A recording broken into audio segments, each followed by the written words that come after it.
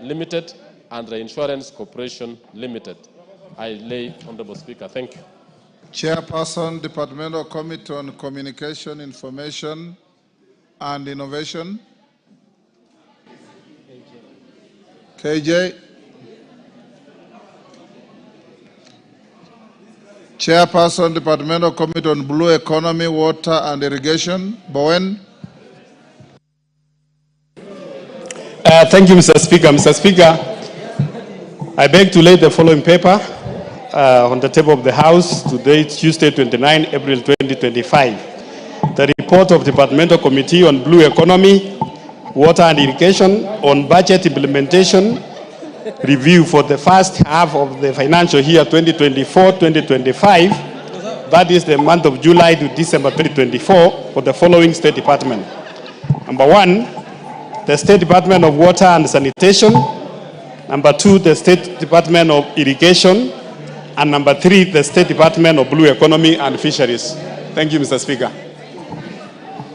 Thank you. Chairperson, Departmental Committee, Social Protection. Alice. Order, members. Order. Can we have some order? Thank you, Honorable Speaker. Honorable Speaker, I beg to lay the following papers on the table of the House today, Tuesday, 29 April 2025. Report of the Departmental Committee on Social Protection on its consideration of 1, the Pension Amendment Bill, National Assembly Bill number 25 of 2024, and 2, the Care and Protection of Child Parent Bill, Senate Bill number 29 of 2023. Thank you, Honorable Speaker. Chairperson, Departmental Committee on Finance and Planning. Thank you so much, Mr. Speaker. Order.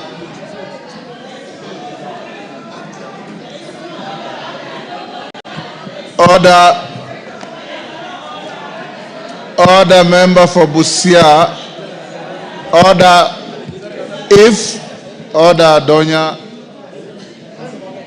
Many of you are first-timers. If you have a matter, order, members. If you have a matter, Honorable Omanyo. Order, Kiborek. Order. Take your seat. For our good ladies, if you have any issue, I can see the manner in which you are garlanding your hair. Looks like you want to demonstrate something. If you want to do that, and it's a matter that is not on the order paper, order Meli and your group. I'm communicating to your colleagues. If you have a matter that is not listed on the order paper, the decent thing to do is to approach the speaker and tell him that I have a matter I want to raise. It's unlikely that I'll deny you. So you don't disrupt business by just shouting point of order. Meli, go ahead. Thank you so much, Mr. Speaker, for that directives. Honorable Speaker, I beg to lay the following paper on the table of the House today, Tuesday, 29 April 2025, a joint report of the National Assembly Departmental Committee on Finance and National Planning and the Senate Standing Committee on Finance and Budget on the approval hearing of nominees for the appointments as the board members of the Central Bank of Kenya. Thank you. Cases. Chairperson, Departmental Committee on Communication, Information and Innovation.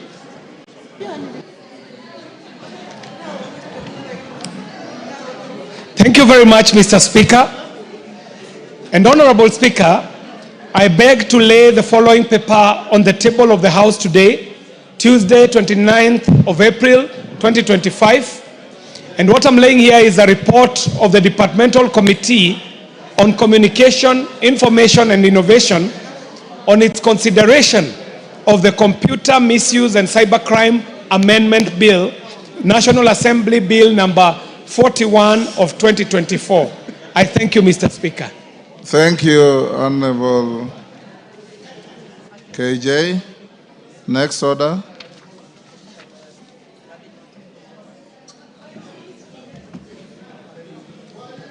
Order number 6, notices of motion.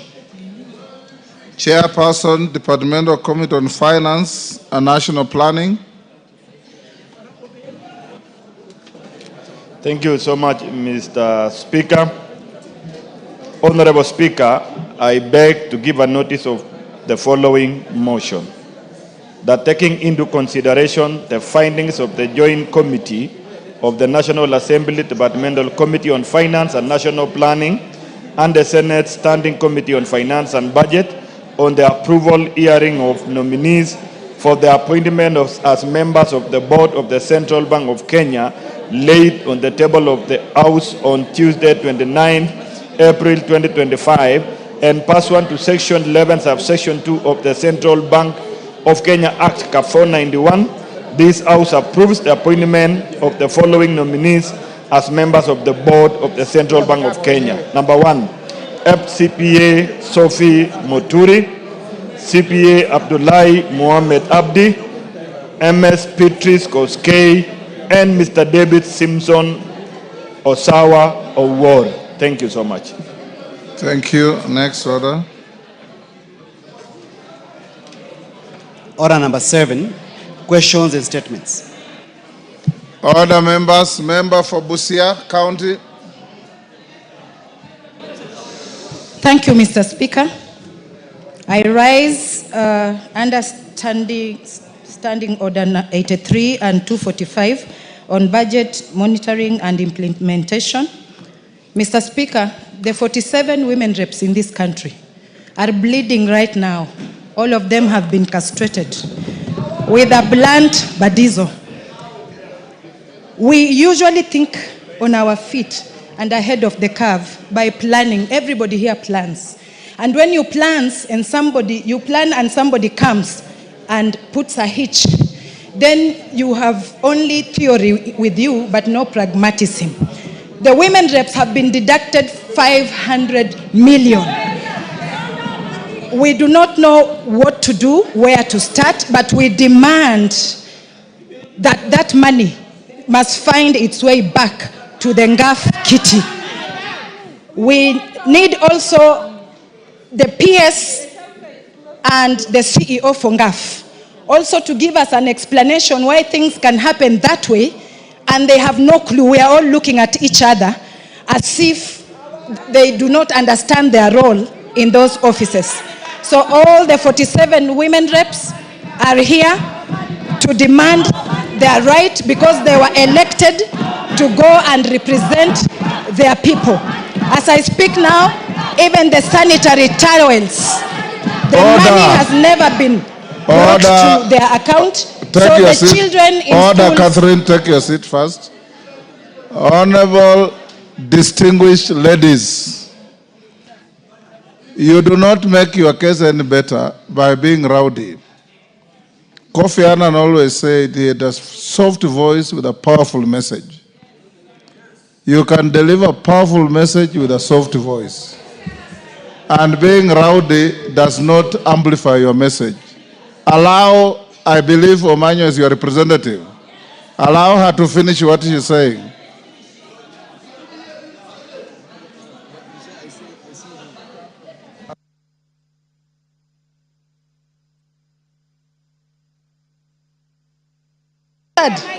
Mr. Speaker, it is not easy. Maybe I don't have a soft or soprano voice. It came out like a bass. But what I'm saying, how do I go to Busia and tell them that I am representing them if the money was stolen and I was seated here acting like I'm sober? Mr. Speaker, I even don't know what to do because I just want to understand. The money itself is meager, very little, that you cannot think to deduct but increase. So we need the women reps, all the women in Kenya, to be represented, to be heard, and we do not want theory every day of women are being empowered, women are being given opportunities, women, and yet it is like giving somebody a present of a goat, but you stick on the rope. We are being remote controlled, Mr. Speaker. We need the rights of all the 47 women reps to be in place like yesterday. Thank you, Mr. Speaker. Hasn't she made your case? Donya, other members. Mr. Speaker, today we are joyless. That's why you see we are wearing black. Everything that we have worn. What is on your head is not black. This one is ngaf color. Ngaf color. I can define the rest, which we are in black, Mr. Speaker. Everything is black. We are mournful. We are mournful. Mr. Speaker, we are mournful. Women, we are miserable. Women, we are malcontent. Women, we are dissatisfied, Mr. Speaker. Women, we are aggrieved. We are not happy. You know very well our men in the house. When you come home and you find us your wives, you tell us, Mama, bring. We bring. Mama, give. We give. We have never denied men anything that you have asked us, Mr. Speaker. We have never. So we are going home. We will be going for recess, Mr. Speaker. Our children, our men, our elders will be asking, Mama County, what is there for us? They've taken all our money. They've taken everything. We have nothing, Mr. Speaker. We are not okay. We feel that this country is not ours, Mr. Speaker. Thank you. Why are they doing that to us, You have Mr. made your Speaker? point. Ben Suda.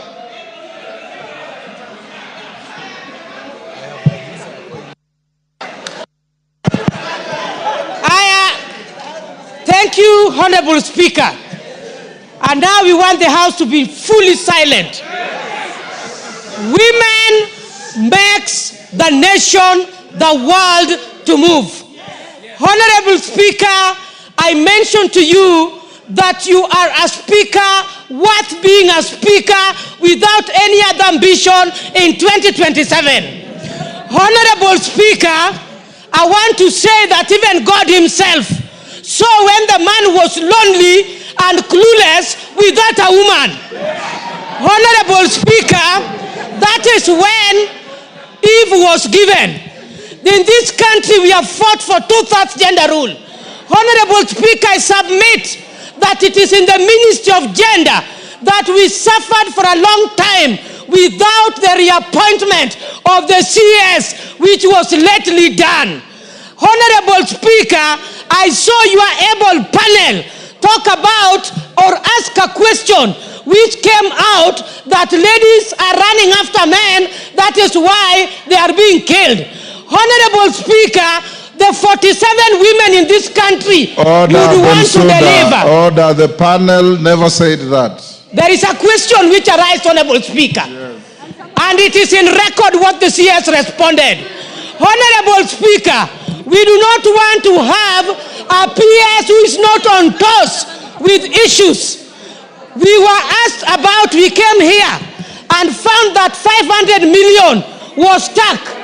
And Honorable Speaker, while our money was being deducted, Honorable Speaker, the women were in full support of increment in NGCDF, a worthy fund that helps in our constituencies. I want to say, Honorable Speaker, that even the funds for femicides, which is still not clear, presidential directives are not honored by the State Department of Gender. Honorable Speaker, I want to say that the meager resources we get, we want to achieve affirmative action.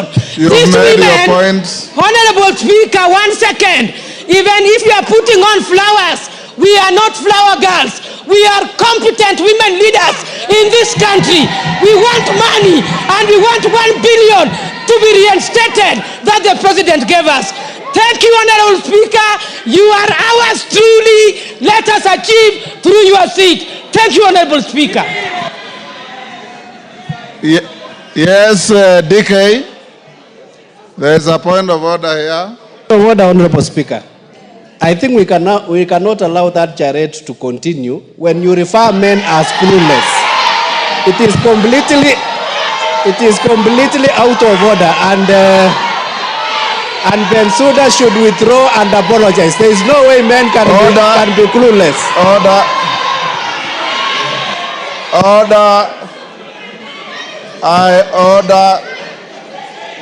Order. Order, members.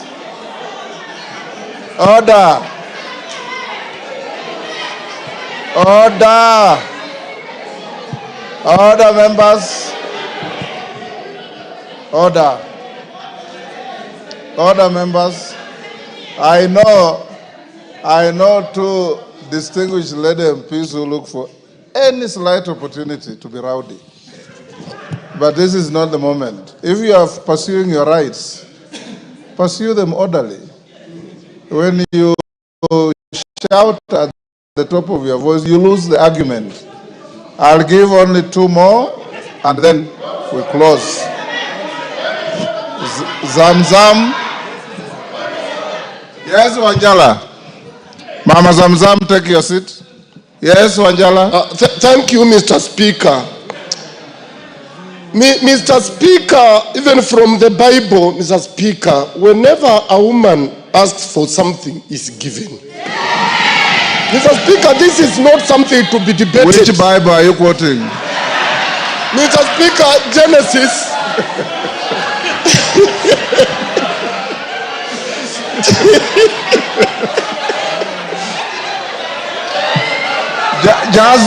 Just go on and tell us that's your fertile imagination. Mr. Speaker, these women, remember, they also occupy very big constituencies. I honestly and kindly request you, Mr. Speaker, to stop the debate and give order to the person who deducted their money to return that money immediately. Zamzam. Zamzam. Asante sana Mheshimiwa Spika. Mheshimiwa Spika, kama mama Mombasa, leo nimetamaushwa sana Mheshimiwa Spika. Watu wetu wameweza kuapply pesa za ngafu. Ni vikundi ambavyo rais wetu wa taifa alisema anataka kuinua uchumi. Na rais akatuongezea pesa sisi kina mama ili ziweze kusambaa mashinani. La kusikitisha Mheshimiwa Spika, wanawake hasa kina mama 47 katika bunge hili wamedharauliwa sana. Juzi hapa nilimuuliza waziri wa fedha, hizi pesa zilikatwa vipi? Akasema zilikatwa hapa. Tukija kuangalia hapa, hazikukatwa hapa Mheshimiwa Spika, zimekatwa kule Treasury Mheshimiwa Spika. Mimi tunataka niwaelezee wa Kenya, hawa kina mama 47 mnaoona leo bungeni, wakija kule mashinani, mimi naomba muwaelewe pesa zao zimekatwa. Kama kuna groups zilikuwa zimeapply ngafu, na waomba mjue grupu nyingi sana zitakosa ngafu, msiweze kuwapiga hawa kina mama kule mashinani. Lakini awali ya yote Mheshimiwa Spika, mimi naomba waziri wa fedha aturegeshe 500 million zetu ambazo amekata. Na mimi naomba waziri wa fedha, manake tumeona hata imekuwa advert kwenye gazeti Mheshimiwa Spika, tuko kina mama 47. Lakini advert imewekwa kwa gazeti, mambo ya sanitary towels wameweka counties 17 peke yake. Sasa kule kwetu Mombasa hakuna, ijionekana. Watasema mama Zamzam amekula pesa Mheshimiwa Spika. Leo huyu kwa Busia ataambiwa amekula pesa Mheshimiwa Spika. County ni kubwa, pesa yetu ni ndogo, badala tuongezewe tunafinywa. Rais alisema atatetea kina mama, na leo mimi namuomba rais kwa unyenyekevu, una power, una nguvu, muite waziri wa fedha aje turegeshe pesa zetu, tuingie mashinani, tufanye kazi ili kazi yako ionekane. Asante sana Mheshimiwa Spika. Thank you, good ladies. You have made your point. Let me now ask the finance chair.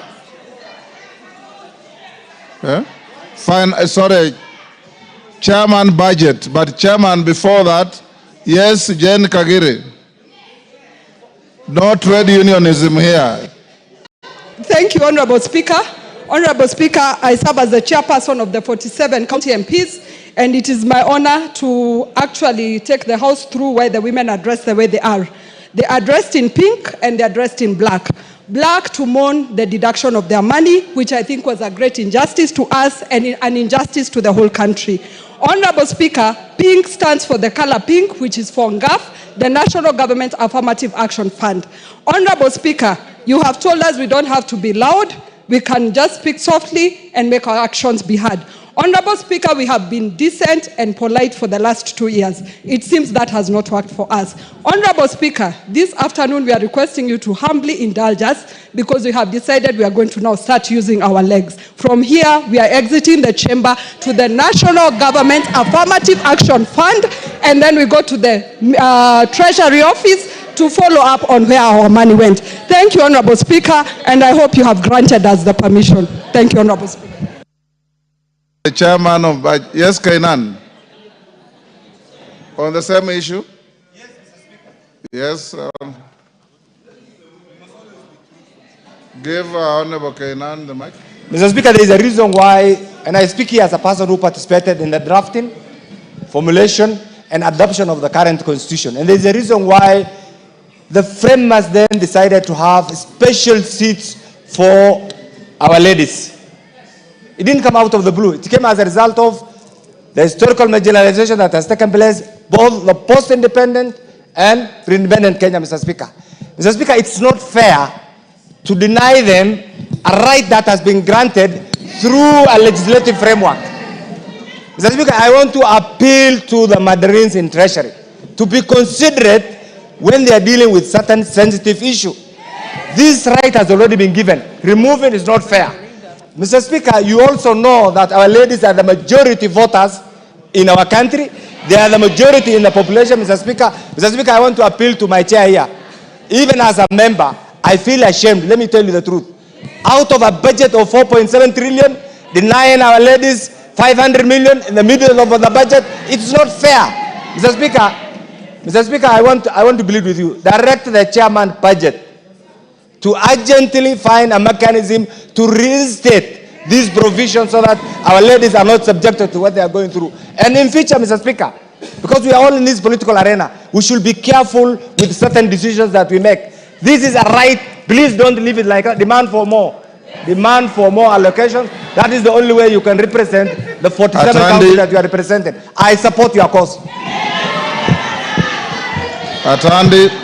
Thank you, Honorable Speaker.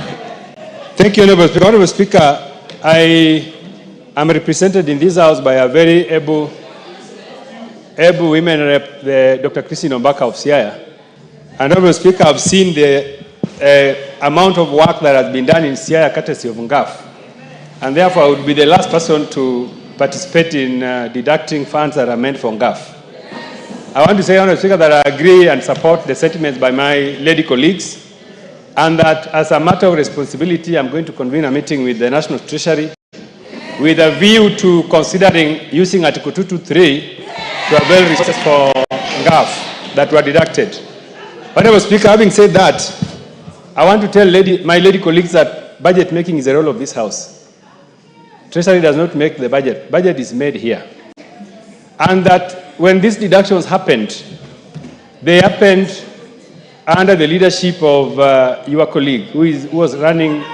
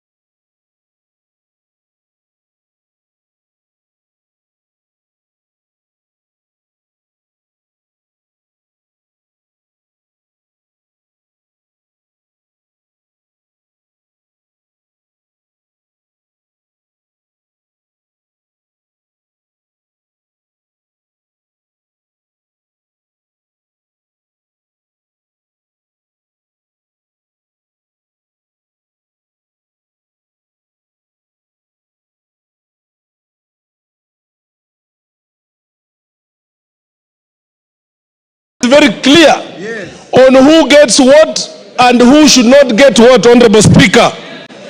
As we speak, the rains are here. Our roads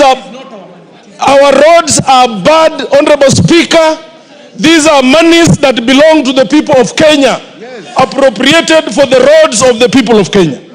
Honorable Speaker, it is important to note that in the villages, the roads that matter, the roads that are visible, the roads that people use day to day are Kera roads. And as we speak, Honorable Speaker, they are impassable. The rains have washed them away. And Honorable Speaker, Kera, the government, the executive, continue playing games with us. They continue giving us piecemeal amounts of money, Honorable Speaker. As we speak, it has not released the monies on the ground. I therefore move, Honorable Speaker, in view of this, Honorable Speaker, we suspend the sitting. Order, Jack Wamboka. Order. Wamboka, take your seat. You came to the Speaker to simply raise and seek a statement on when the funds are going to be released.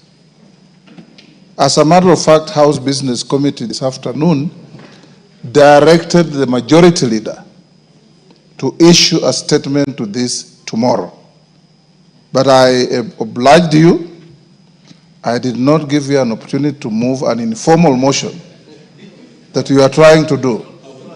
Yes, let's be gentlemen and ladies and bear fidelity to what you agree with the Speaker. Order Bowen. Order Bowen. Go on, Honorable Speaker, as I was indicating, rains are here. People, bodabodas are planting banana stems on our roads. Honorable Speaker, lives are unbearable because things cannot work. The roads are not motorable. And Honorable Speaker, it is not, we are with you. You are part of us. You are Member of Parliament number 1, Honorable Speaker. So when we speak very strongly about the road things, to my house is a Kera road. And I know it. I know it, Honorable Speaker, and it's impossible. So, Honorable Speaker, I want to implore on you that you are one of us, and when we say that, of course, I have withdrawn, it means that the magnitude of this matter is heavy. Honorable Speaker, be in our shoes, because you are us, and you know we respect you, Honorable Speaker. I want to move that we want a comprehensive statement, Honorable Speaker, of when the monies are going to be available, of course not later than tomorrow, Honorable Speaker. If things are not working, we want the minister here. We want the minister here, Honorable Speaker. The executive is playing with us, Honorable Speaker. And as we continue with that, Honorable Speaker, tomorrow is 30th. Honorable Mbadi gave us a promissory note for 30th, Honorable Speaker. I just want to remind you, please let it be at your back. But if this thing can't work, Honorable Speaker, tomorrow, please direct that we have the minister here. If he is not doing his work, we also place an embargo to him that he should not conduct business of government, Honorable Speaker. Thank you, Honorable Speaker. DK, I had said I'll invite the chairman. 1 minute only. Thank you, Honorable Speaker, and thank you for that consideration. Yes. The matter that Honorable Jack has raised is a matter of national importance. The fact that all the Kera money has not been released for purposes of ensuring we can gravel our roads at this time of rains is a matter of concern. Is a matter of concern as we are going to recess. It is an issue that you will see people suffering, and there is nothing you can do. So rather than this house remaining impotent, it is important that the minister himself comes and explain. There has been so many explanations that don't add up. When they say that the court can share around 10.6 billion, who said that is it called holding for Ganishi order? Kanishi order, who said that it has to be 22%, it has to be 10%, because the entire RMLF levy, what was in contention was only 10.6 billion. It can belong to Kenya, it can belong to Kura, it can belong to KWS, it can belong to the CS allocation. Why is it that Kera roads are suffering as a result of that Kanishe order? So we want the CS to come here clearly and state as to why the 10.6 billion that is in contention is being used to make sure that our rural roads are not working. Thank you, Honorable Speaker. Thank you. GK, sorry, let me hear the Deputy Speaker on the same issue. Thank you, Honorable Speaker. I think, thank you for giving me this opportunity. I think that this House has to be alive to one fact. It is very well for us to appropriate the funds in this House. But the National Treasury can sabotage us by making sure there is no exchequer available. So you can appropriate all you want in this House, but the exchequer can be sabotaged at the National Treasury. So what we need to know is that we must use our opportunity on Wednesdays when we can call the Cabinet Secretary. Let the Cabinet Secretary confirm to us that whatever we appropriate in this House must have the corresponding exchequer provided by the National Treasury. That's the problem. Two, the other thing I want to mention, because it was said, Honorable Atandi, Chairman Budget, I know you said that I chaired the Budget Committee under Supplementary 2 when that matter was dealt. No, I have the opportunity to say, I must say, the code that was provided during the budget hearings was not the code for the National Government Affirmative Action Fund. It was a different code. The description, no, the code belonged to the GAF funds, but the description was office operations. How was I supposed to know, or anybody in the budget committee, to know what a code is? So actually, the Ministry of Gender were being deceptive to the budget committee at that time. And we are asking them to treat it as an error, and come back. No, they can treat it as an error, and then they can come back to us and do it under Article 223. It's very simple. We can correct an error. That is what happened. Thank you, Honorable Speaker. That is exactly what I've directed, Deputy Speaker. Let's follow that. GK. Now, GK, if you have a satisfactory explanation, go ahead. If you don't try. Thank you, Honorable Speaker. Thank you for your advice. Order, members. Order. Honorable Speaker, this is a very important debate.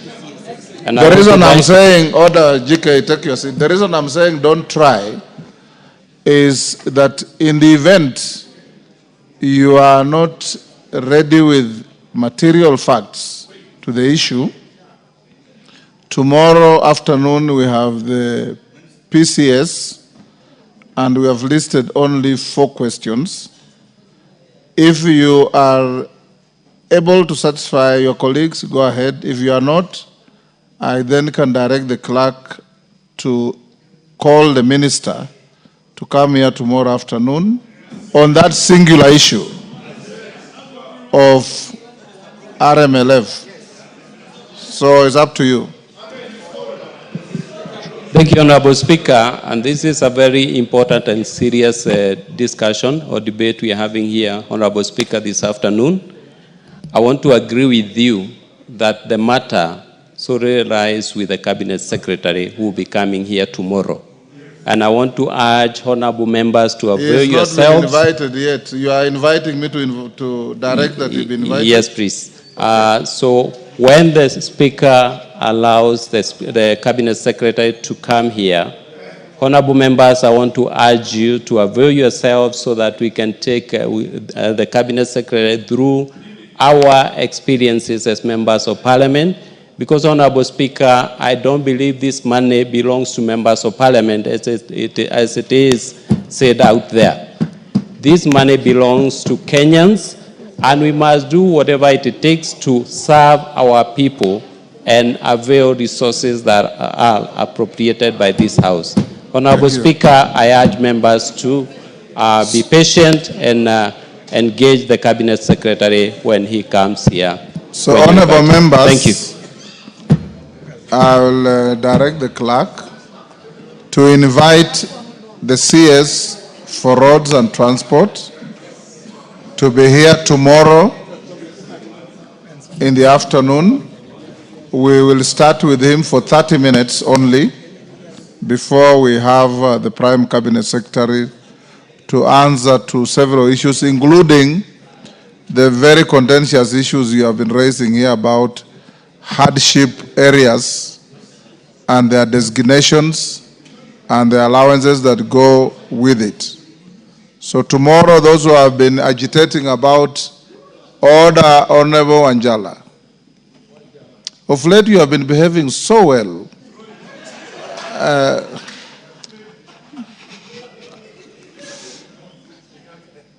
Or is it Alicia who is inciting you to misconduct yourself? Those members who have been raising issues about designation and classification of hardship areas, tomorrow the Prime Cabinet Secretary will be here to respond to that issue. And I expect him to tell the House and the country more about policy than enclaves of hardship, so that we get to know what it means to be a hardship area and what goes with it and who deserves it. So tomorrow afternoon, we will start with Honorable CS for Transport and Roads on the singular issue of RMLF. Don't stray in with other issues. Then we go to the PCS. So GK, be here to support the minister to whom your committee oversights tomorrow. Thank you. Bashir?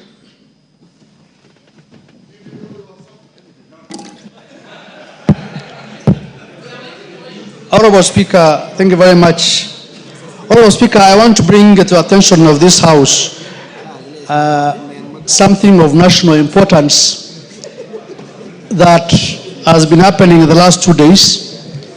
And this is a matter that has been aired on our media stations and televisions called Bloodbath Parliament. Honorable Speaker, that documentary was run by BBC World Service, and it's been run through our national media stations. And it captures or talks about the event that happened in June the 25th. A very sad day indeed, tragic and shameful. Tragic in the sense that we lost lives of our fellow Kenyans. Shameful in the sense that democracy of the parliament was about to be infringed. And nevertheless, it has come at this time, a time that we have really moved on. We spoke about that issue in this House, discussed it, sympathized, mourned our fellow Kenyans who passed on during that day. However, it has come at this time again. As much as we agree that our fellow Kenyans lost their lives, unfortunately, but we also moved on to ensure that we reconcile the country as we move on. BBC World Service has attended to this matter in a way that also looked at the Kenyan society or African society as something that discriminatory, sort of, if I may say so. Honorable Speaker, it looked like our media stations also picked it up without questioning how BBC World Service aired the story. It happens world over. People are killed, our people are killed, we sympathize, we moved on. Even world over. Remember, there was the same issue or similar in Capitol Hill. BBC World Service never took the opportunity to say something. It happened in London, they never said it. It happened in many Western nations, they never said it. Above all, there's the killing of women and children in Gaza, and BBC World Service never speak about it. Unfortunately, where 50,000 have been killed so far, especially women and children by a country. They never cover those things. So I think the timing of that report, and it comes at a time when IPOA and other executive agencies are doing an investigation, and they never shared that with them.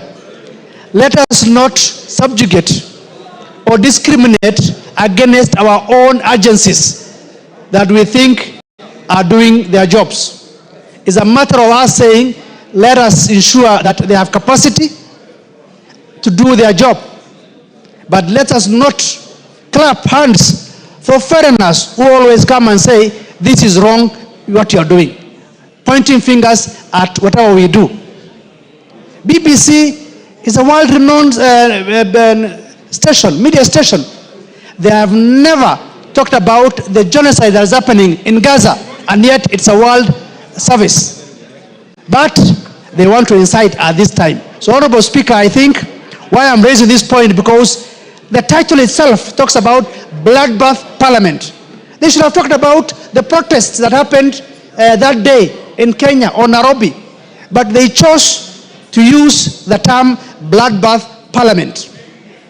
That is to also see parliament in a very bad light. This doesn't mean that we don't sympathize with our Kenyans who have been killed. We did here. We mourned them. We empathized with them. We sympathized with them. But the timings of this report by BBC World is unfortunate. And it touches on lack of patriotism also on our part, trying to showcase things done by a foreign media. I want to take on BBC World. Please go to Gaza and report also what is happening in Gaza as well. Honorable Speaker, I wanted to bring that to attention of the House so that they are also aware that this is a national matter that is happening in our soil. Thank you very much, Honorable Speaker. Yes, KJ.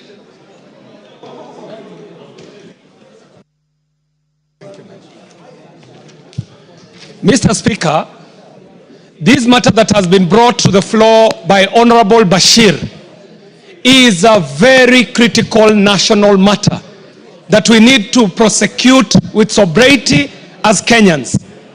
Mr. Speaker, there is no member who would rise on the floor of this House to support atrocities by any uniformed officer against our citizens. And in fact, we are not here to say whether the Kenya Army or the Kenya Defense Forces have done right or done wrong, because it is not in our place to judge them. However, Mr. Speaker, it is not lost to my mind that in the last parliament, Mr. Speaker, this House declined to assent to the renewal of the terms of service and the terms of training of the British Army Training Unit in Kenya, the Batuk. Mr. Speaker, when we refused to sign up and regularize Batuk's presence in Kenya, we took a hitting as a House, Mr. Speaker. But in this 13th Parliament, the Parliament has been able to pass that British Army Training Unit in Kenya can practice and train on our mother soil, Mr. Speaker. However, that was not without a rider. This House put a rider, and the rider was serious, Mr. Speaker. The rider was saying that there is no way that a British officer can end up committing a crime in Kenya and not tried in Kenya. Mr. Speaker, the British Army Training Unit is known to have killed our people. They are known to have raped our women. They are known to have maimed our people. Mr. Speaker, they are also known for serious environmental degradation. And we understand, Mr. Speaker, even in media, that the BBC is funded by taxpayers' money in Britain, meaning that BBC is funded to push the foreign agenda of the British people internationally, Mr. Speaker. And so we must know, is BBC speaking as a mouthpiece of the government and the people of Britain? Or what is it that the BBC is doing? Could it be an attempt to twist this country so that they can rescind on the rider that we put on their training of the Batuk units in Kenya, Mr. Speaker, and perpetuate a history of extractive economy, oppressive economy, and exploitative economy in a very unfair trade balance between Kenya and the UK. Mr. Speaker, even as we debate this matter, it is not lost to us that yes, there were unfavorable events that took place in the time and the lead up to the finance bill.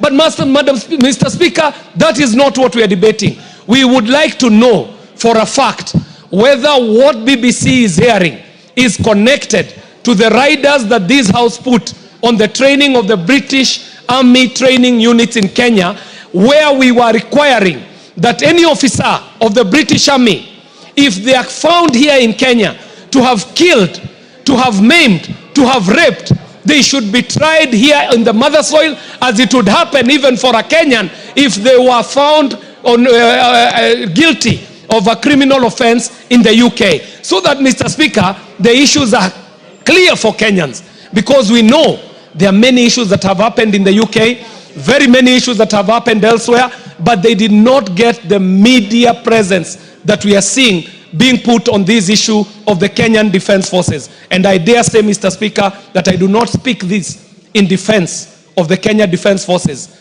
I speak this to frame the issues, so that even as we are talking about this issue, we know that there could be an interest that is an ulterior interest being pushed with these media reports. Because I know, as a media practitioner, there is never a news item that appears on a prominent media station that is an orphan.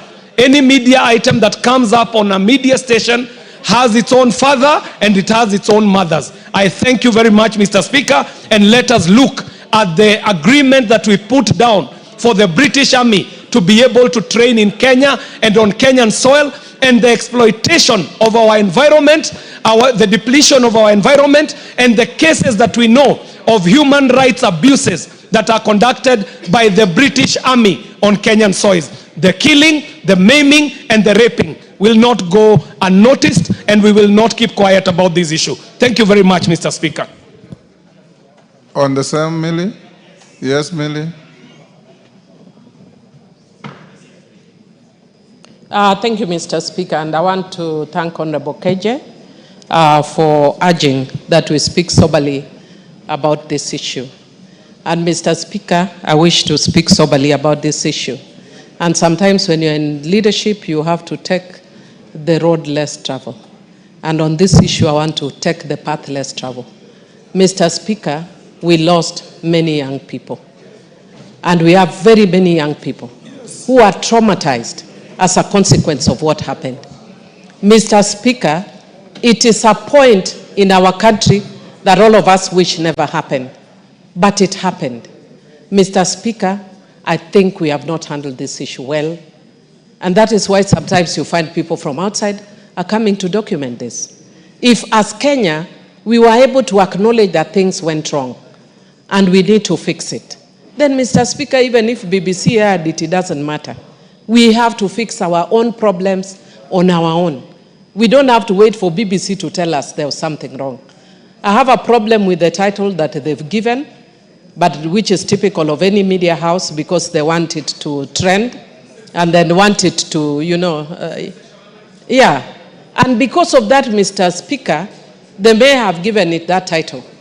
But Mr. Speaker, we have not yet dealt with some of the issues. We have dealt with some, but one of the issues we have not dealt with is the trauma. Mr. Speaker, I said it when Honorable Elachi lost the son. Mr. Speaker, we have a very angry young generation in this country. And part of the anger is on the issues that we are seeing, Mr. Speaker. And we cannot bury our heads in the sand, Mr. Speaker. Mr. Speaker, let Parliament take the lead. And let us find a way of helping these young people to heal. Because, Mr. Speaker, we don't know what may come in the next few months, next year, or whatever. And furthered by the fact that we have very many young people who are jobless, who are frustrated. And if these people, I don't know what their intention is. Their intention could be fuel more harm and whatever. I don't know what their intention is. But from the young people that have spoken, it has actually created more anger. We are taking them back to the path that they would rather not walk again. But they are walking it. And we don't know at what point somebody else will fuel it again. You can't stop the media. Somebody else will fuel that anger again. And so for us to deal with it, let this Parliament take that mandate to deal. When we had post-election violence, Mr. Speaker, I was lucky to be in this Parliament, I think where we do in that Parliament. Mr. Speaker, we set up a select committee. We walked all over this country. And because as human beings, we have a nature to forget.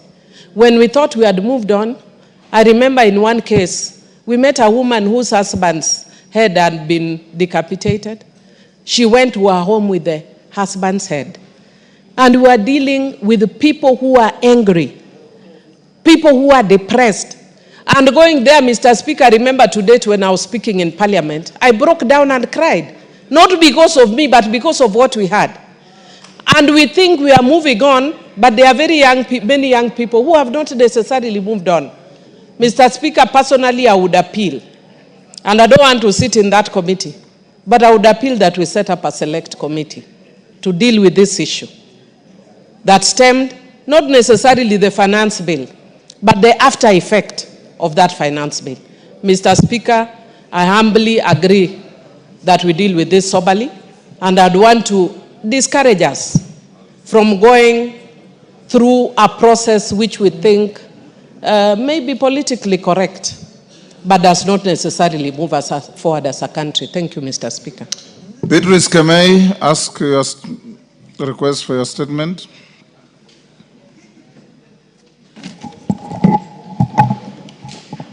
Thank you, Honorable Speaker. I want to request for a statement regarding investigations into escalating cases of femicide and gender-based violence in Kericho County.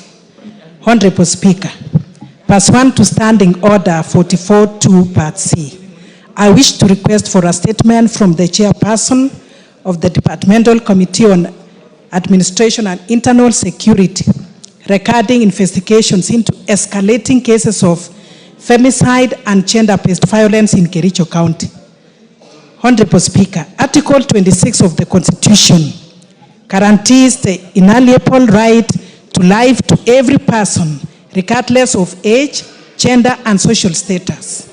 Additionally, various statutes, including the Sexual Offences Act, Cap 63A, and the Protection Against Domestic Violence Act, Cap 151, place an obligation on the state to prevent, respond to, and provide mechanisms for reporting and prosecuting acts of gender-based violence and femicide. However, the implementation and enforcement of these laws remain inadequate to address the issues. Between July and September 2024, there were 62 reported cases of gender-based violence and femicide in Kericho County.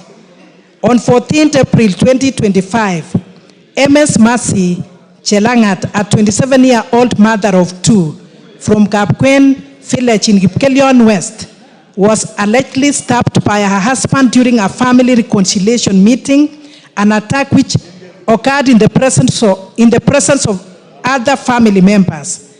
MS Chelangat is currently recovering at the Kericho County Referral Hospital, along with 2 other family members who were allegedly injured during the incident.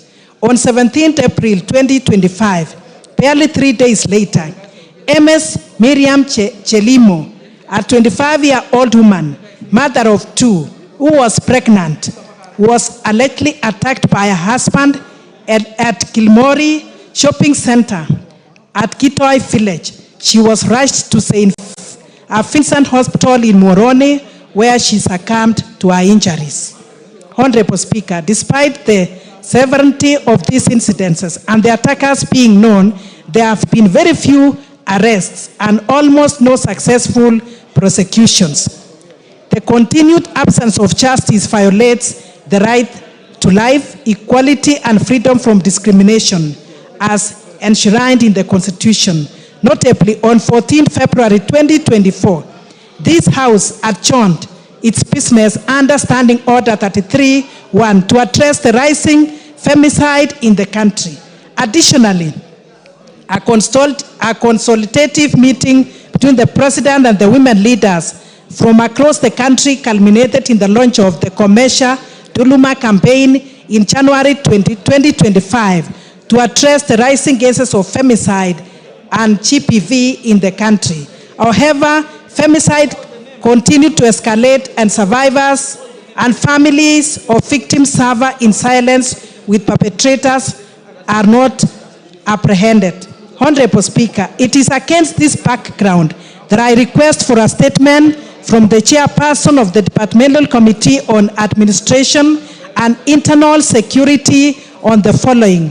1, the current status of investigations into the reported femicide and GBV cases in Kericho County, particularly the attacks on MS Mercy Chelangat and MS Miriam Chelimo. 2, a report on the number of reported femicide and GBV cases between July 2024 and April 2025, including steps being taken by the ministry to ensure all reported cases of femicide and GBV in Kericho County are fully investigated and prosecuted without undue delay, and indicating the reasons for the low rate of arrests and prosecutions in the Kericho County cases. Honorable Speaker, I thank you.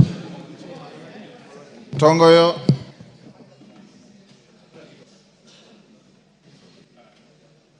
Thank you, Honorable Speaker. When can you bring a response? I will issue the response first week on reception from the recess. First week on once we resume from recess. Deco Barrow, Garissa Town.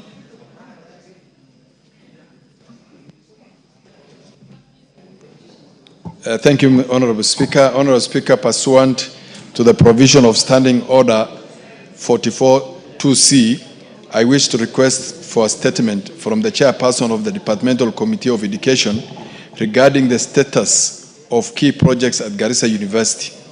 Honorable Speaker, Garissa University was first established as a constituent college of Moi University on the 12th August 2011 through a legal notice number 116 under the Moi University Act Cap 210A and the Garissa University College Order 2011, and attained full public university status October 23rd October 2017. In 2015, the institution, then Garissa University College, saw a period of closure following the terror attack, although it has in recent years gradually resumed its activities with a rise in the student enrollment, which now far outstrips the capacity of the existing buildings and infrastructure and utilities. In response to the need for infrastructure for the university, the government, through the Ministry of Education and that of National Treasury, approved a proposal to construct an ultra-modern library complex housing the School of Information and Sciences, a tuition block with an auditorium, a water storage and reticulation system, and administration block.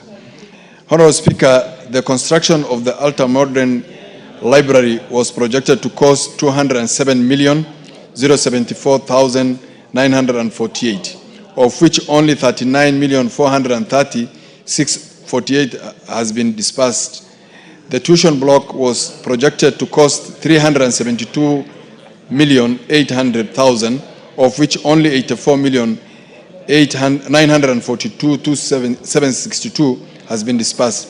The water storage and articulation system was projected to cost 26,902,000, of which only 10,468,800 has been disbursed. And the administration block was estimated to cost 518,416,664, of which only 151,200,000 has been disbursed so far. Regrettably, the monies disbursed are not the full amount as allocated in the budget, which has led to the key priority projects stalling. As a result, students are compelled to attend lectures under trees, which is an indignity that undermines both the quality of the learning and the institution's standing. Honorable Speaker, it is against this background that I request for a statement from the chairperson of the Departmental Committee on Education on the following. A detailed report on the current physical and financial status of each project, including the percentage of works completed, the contractors engaged, and the projected completion dates. An exact timeline for the release of the outstanding balances and the measures put in place to ensure these projects are fully funded through completion.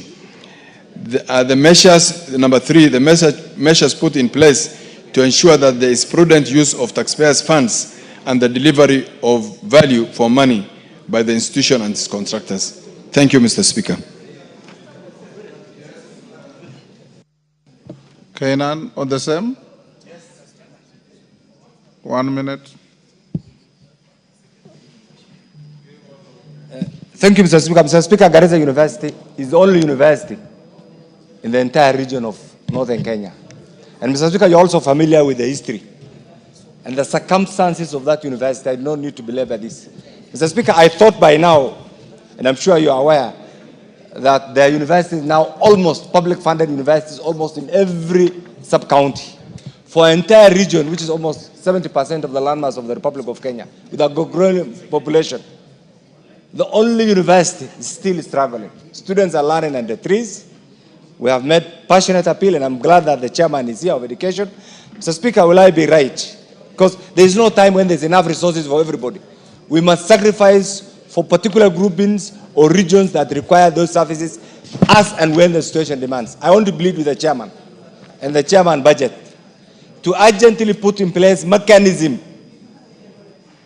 on a affirmative basis to assist Garissa University so that at least we can have the basic infrastructure to suit that name of being a university. Because right now, so many students have shown the desire to go to that university, and yet everything is lacking, Mr. Speaker. Mr. Speaker, I want to plead with you, just like you have done in the past, to compel, and I know we'll also apply, and I want to plead with Honorable Deco, to put everything in perspective so that by the time we are going through the budget-making process, we insist that Garissa University must get a lion's share so that in the next financial year, students can get a conducive infrastructural environment. I support that statement, Mr. Speaker. Chenyamai, 1 minute. Thank you very much, Honorable Speaker. I support the Honorable Deco on the fact that this is a university that must be funded. And Honorable Speaker, I would like to add something, Honorable Speaker, that we should not forget the circumstances that made this university to be closed. And this happened on the 2nd of April 2015, where we lost 148 students, Honorable Speaker, if I'm correct on numbers. But the fact is that we lost so many students there. Honorable Speaker, as we work towards ensuring that this university gets budgetary allocations, it is extremely important, and I would like to ask Honorable Deco, Honorable Kainan, and all other members from the northern Kenya and from the eastern part of Kenya, that the people who attacked students in Garissa University originated in my own constituency, Honorable Speaker, Kitui South. in a place called South Kitui Game Reserve. And we have seen now efforts of people, politicians, taking back people into the same game reserve and ensuring that that place called Inyali, where those people were traced to, is now having, it is becoming now a settlement of people where there is no chief and where there is no assistant chief. So, Honorable Speaker, as we work on this, let this matter of security also be considered, and I support that they be given money to fund the university, but take care of security, so that people do not leave my constituency, Kitui South, go all the way and kill students and affect the whole of Kenya. Thank you, Honorable Speaker. Thank you, Meli. When can you bring a response? Thank you, Honorable Speaker. The issues raised by Honorable Deko and the two other members are very weighty, and they affect all the universities in this republic. And Honorable Speaker, I and the committee members did walk across most of the universities in the eastern part and the western part of the Rift, and we noted a number of what we call white elephant projects. We even went to Garissa and we found students under trees taking lectures. So, Honorable Speaker, because of this, we are proceeding for recess. Immediately we are back, I'll give a very detailed report, not only on Garissa, but all the universities across the Republic. Thank you, Honorable Speaker. Thank you. On the same issue? Yes, Bowen. Yes, Mr. Speaker, I want to appreciate the answers given by the Honorable Chair of Education. He has not given that many, no, or the promise that he's going to give us soon. But, Mr. Speaker, the chairman has just said that many of our universities are struggling financially. Many of our universities. But again, Mr. Speaker, we are seeing again the same ministry, the same Ministry of Education opening some other universities. You have seen, Mr. Speaker. So, even as the chairman looks into the financial constraints in this institution, Mr. Speaker, I think we need to think as a country, do we need some other more universities when these other ones, the strong universities, like Garissa University, more universities, they are going down?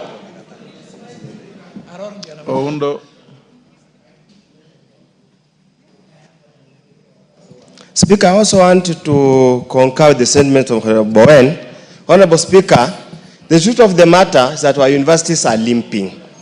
And the government and the executive has no capacity to fund and sustain these universities. Probably as he comes up with that statement, you need to be very clear on what modalities, what measures are you putting in place to make sure the universities that exist remain afloat, and what measures are you going to put in place to shut down those that cannot remain afloat and have got no capacity to remain afloat? Honorable Speaker, many days, every day you see a university has been opened here, then when you go to the constituencies, they force you, can you go ask for a university? But where I sit, I know it's no longer sustainable to open new universities. We need to be very clear as a country, do we need to continue? And in any case, Honorable Speaker, even if you look at the returns from KUSIPs, you find most students who even qualify to go to university are opting for TVET instead of universities. So it's time now to start to rethink how do you manage our universities. Thank you, Honorable Speaker. Meli, you will do as you have promised. Kainan. Thank you, Honorable Speaker. Pursuant to the provisions of Standing Order 44-2C, I wish to request for a statement from the Chairperson of the Departmental Committee on Energy regarding the extension of the national power grid from Garissa to Wajir and Mandera counties in the northern Kenya region. So it's just the same thing about the university right now. Honorable Speaker, access to electricity is a fundamental driver of socio-economic transformation and a key enabler of development. The residents of this region, Mr. Speaker, have experienced unreliable electricity in the past, and this is clearly documented, which has disrupted critical services, stifled business operations, and limits access to education and healthcare, ultimately hindering economic growth. Mr. Speaker, the extension of the national grid to northern Kenya region is therefore essential to unlocking the region's economic growth and bridging the development gap, particularly, Mr. Speaker, for Wajir and Mandera. Honorable Speaker, it's against this background that I request for a statement from the chairperson of the Departmental Committee on Energy on the following.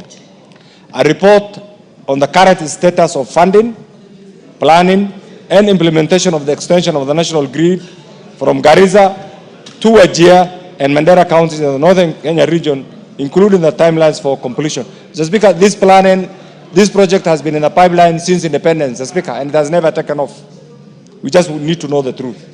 Two, Mr. Speaker, the immediate and long-term measures the government is putting in place to ensure the residents in northern Kenya region get access to reliable and affordable power, Mr. Speaker. And finally, Mr. Speaker, the plans that the government is putting in place to address the gap in the provision of power in the region, including alternatives for provision of off-grid solar access. I thank you, Honorable Speaker.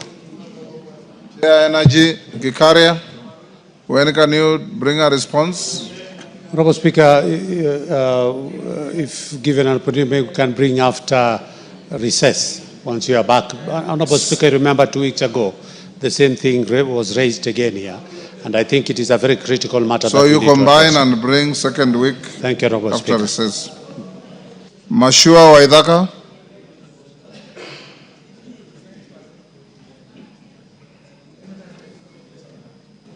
Member for Kiambu County, Kiambu constituency. Kiambu, yes. Thank you, Honorable Speaker. A request for statement regarding attempted land grabbing in Tinganga Ward in Kiambu constituency. Honorable Speaker, pursuant to Standing Order 44-2C, I wish to request for a statement from the chairperson of the Departmental Committee on Lands regarding the attempted land grabbing targeting the family of the late Mr. Wilson Bodu in Tinganga Ward, Kiambu County. Honorable Speaker, the Bodu family has owned and resided on their 236-acre parcel of land in Tinganga Ward in Kiambu with their ownership properly documented. The family acquired the land from the white settlers 51 years ago, and legitimate ownership is further evidenced by compensation by the government for land allocated for the development of the Kiambu-Rioki-Gewa Road. An additional compensation received for allocation of land for the Athi Water 3 pipeline easement. However, over the 2 past months, the family has faced systematic harassment through repeated summons from various state agencies, including the Directorate of Criminal Investigations and the National Land Commission, demanding explanations regarding their land acquisition. Honorable Speaker, the harassment has escalated to include unauthorized visits to the property of the family and acts of vandalism within their farm, which has disrupted their farming activities. Despite full cooperation from all official summons and investigations, which have yet yielded evidence of any impropriety, they continue to face intimidation and live in constant fear for their safety and security of tenure. Honorable Speaker, it's against this background that I request for a statement from the chairperson of the Departmental Committee on Land regarding addressing the following. 1. Reasons for the repeated summons issued to the Mbopu family by various state agencies, including specific details for any informal investigations being conducted. 2. The actions being taken to investigate and address the repeated incidents of vandalism and unauthorized access to the family's property. 3. The specific steps being taken by the ministry to protect the legitimate landowners of the Bodu family, given their documented history of ownership and previous official transactions with government agencies. And 4, the measures being implemented to protect legitimate landowners from harassment and intimidation by state officers and those interested parties in Kiambu and in the country.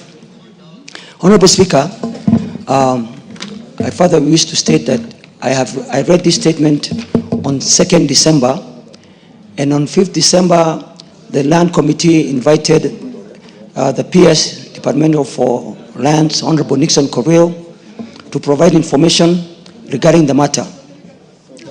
And the record was set straight that indeed both the family do indeed own this land.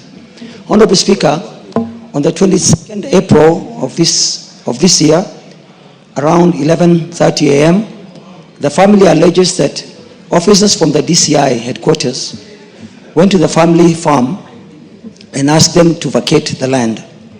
It's with this, Speaker, that I seek your direction on this matter.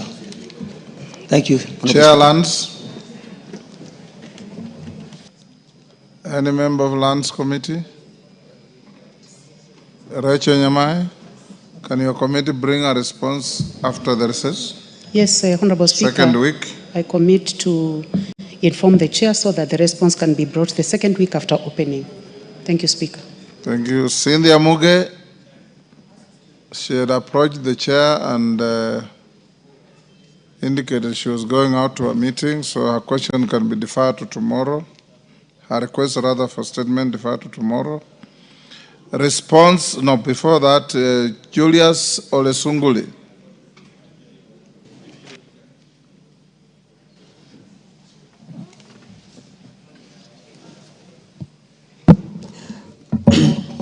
Mr. Speaker, sir, pursuant to the provisions of Standing Order 44.2c, I wish to request for a statement from the chairperson of the Departmental Committee on Administration and Internal Security regarding the unfortunate incidents at Angata Barikoi in Kilgoris constituency. Mr. Speaker, sir, yesterday, Monday the 28th of April 2025, was a very sad day for Kilgoris. 6 persons, namely Mr. Paul Parsuben of Kapsinendet Village and Mwalimu Joseph Rono of Chelchel Village, Mr. Isaiah Kipkoech of Kabusa Village, Mr. Gideon Koech of Kapsinendet, and Mr. Nelson Rono of Rotka Village, all of Kilgoris constituency, lost their lives after being shot by the police officers from Angata Barikoi and Lolgorian. In addition, the Registrar of Lands Kilgoris, Mr. Jepkwesi, and several other officers were also injured and admitted to various hospitals within the area. The incident occurred during a protest that erupted over a disputed parcel of land where the current residents are believed to be the rightful owners, having lived there as their ancestral land. The security situation in the region remains tense following this incident. Mr. Speaker, it's against this background that I request for a statement from the chairperson of the Departmental Committee on Administration and Internal Security on the following matters. 1, the chairman should inform us who authorized the police officers to use live ammunition against residents who are not armed. 2, why did the registrar and surveyors go to survey land belonging to people of Angata without their consent and fully knowing that the land has a title deed? Each of those pieces of lands are owned by definitely known people. And what was the reason why they had to go and resurvey people's land? Who wants to take that land? Mr. Speaker, thirdly, why is the ministry, and I'm talking about the Ministry of Internal Security, retaining officers in Lolgorian and in Transmara South who have overstayed and they have outlived their usefulness, and now they are being used, I don't know, for some special interest? Can the chairman tell us whose interests are these officers serving, and can he consider removing them immediately? And Mr. Speaker, the government should consider ensuring that the families that have lost their people have been compensated. Mr. Speaker, I beg to request. Thank you. Kitayama. Mr. Speaker, kwa ruhusa yako naomba kumuunga mkono Mheshimiwa jirani, Mheshimiwa Sunkuli. Mheshimiwa Speaker, Wazaramo wana msemo unaosema kwamba mla huliwa. Kuna matatizo mengi sana, Mheshimiwa Speaker, ambaye yameibuka eneo hili. Na matatizo haya, Mheshimiwa Speaker, sisi tunashangaa kwamba mara kwa mara kilio kikubwa zaidi kinatokana wakati ambapo vyombo vya dola kwa serikali tofauti tofauti vinaingilia swala hili. Mheshimiwa Spika, juzi tu hapa mwezi wa 11 Mheshimiwa Sunkuli aliomba statement ya aina hii kwa ajili ya mambo haya, na wakati huo ilikuwa ni Angata Baragoi, Guitembe, mpakani pale. Jamii ya jirani zetu wanazozana, Wakuria na Kipsigis. Mheshimiwa Spika, wakati huo ikaonekana ni jambo ambalo linahitajika lichukuliwe kwa dharura. Wewe Mheshimiwa Spika, ni kushukuru sana kwa sababu ulitoa agizo kwamba kamati ya usalama, kamati ya administration ambayo inaongozwa na rafiki yangu, ndugu yangu, jirani yangu Mheshimiwa Tongoyo, aje pale katika eneo la tukio aweze kuangalia ni nini tunaweza tukakifanya ili kwamba usalama uweze kuendelea kuwepo pale. Mheshimiwa Spika, mimi ukao umenituma mimi kikazi kwenda Dubai. Nikakata safari yangu kwa siku 2 mfululizo ambazo nimerudisha hata hela ambayo ulikuwa umenipa mimi kwamba nikaweze kuwa pale. Kwa sababu jambo hili ni nyeti, nikarudi. Tukaenda katika eneo la tukio. Tukajaribu kuangalia, na kamati hiyo ni washukuru sana kwa sababu walisikiliza watu wetu na wakapata uhalisia wa mambo.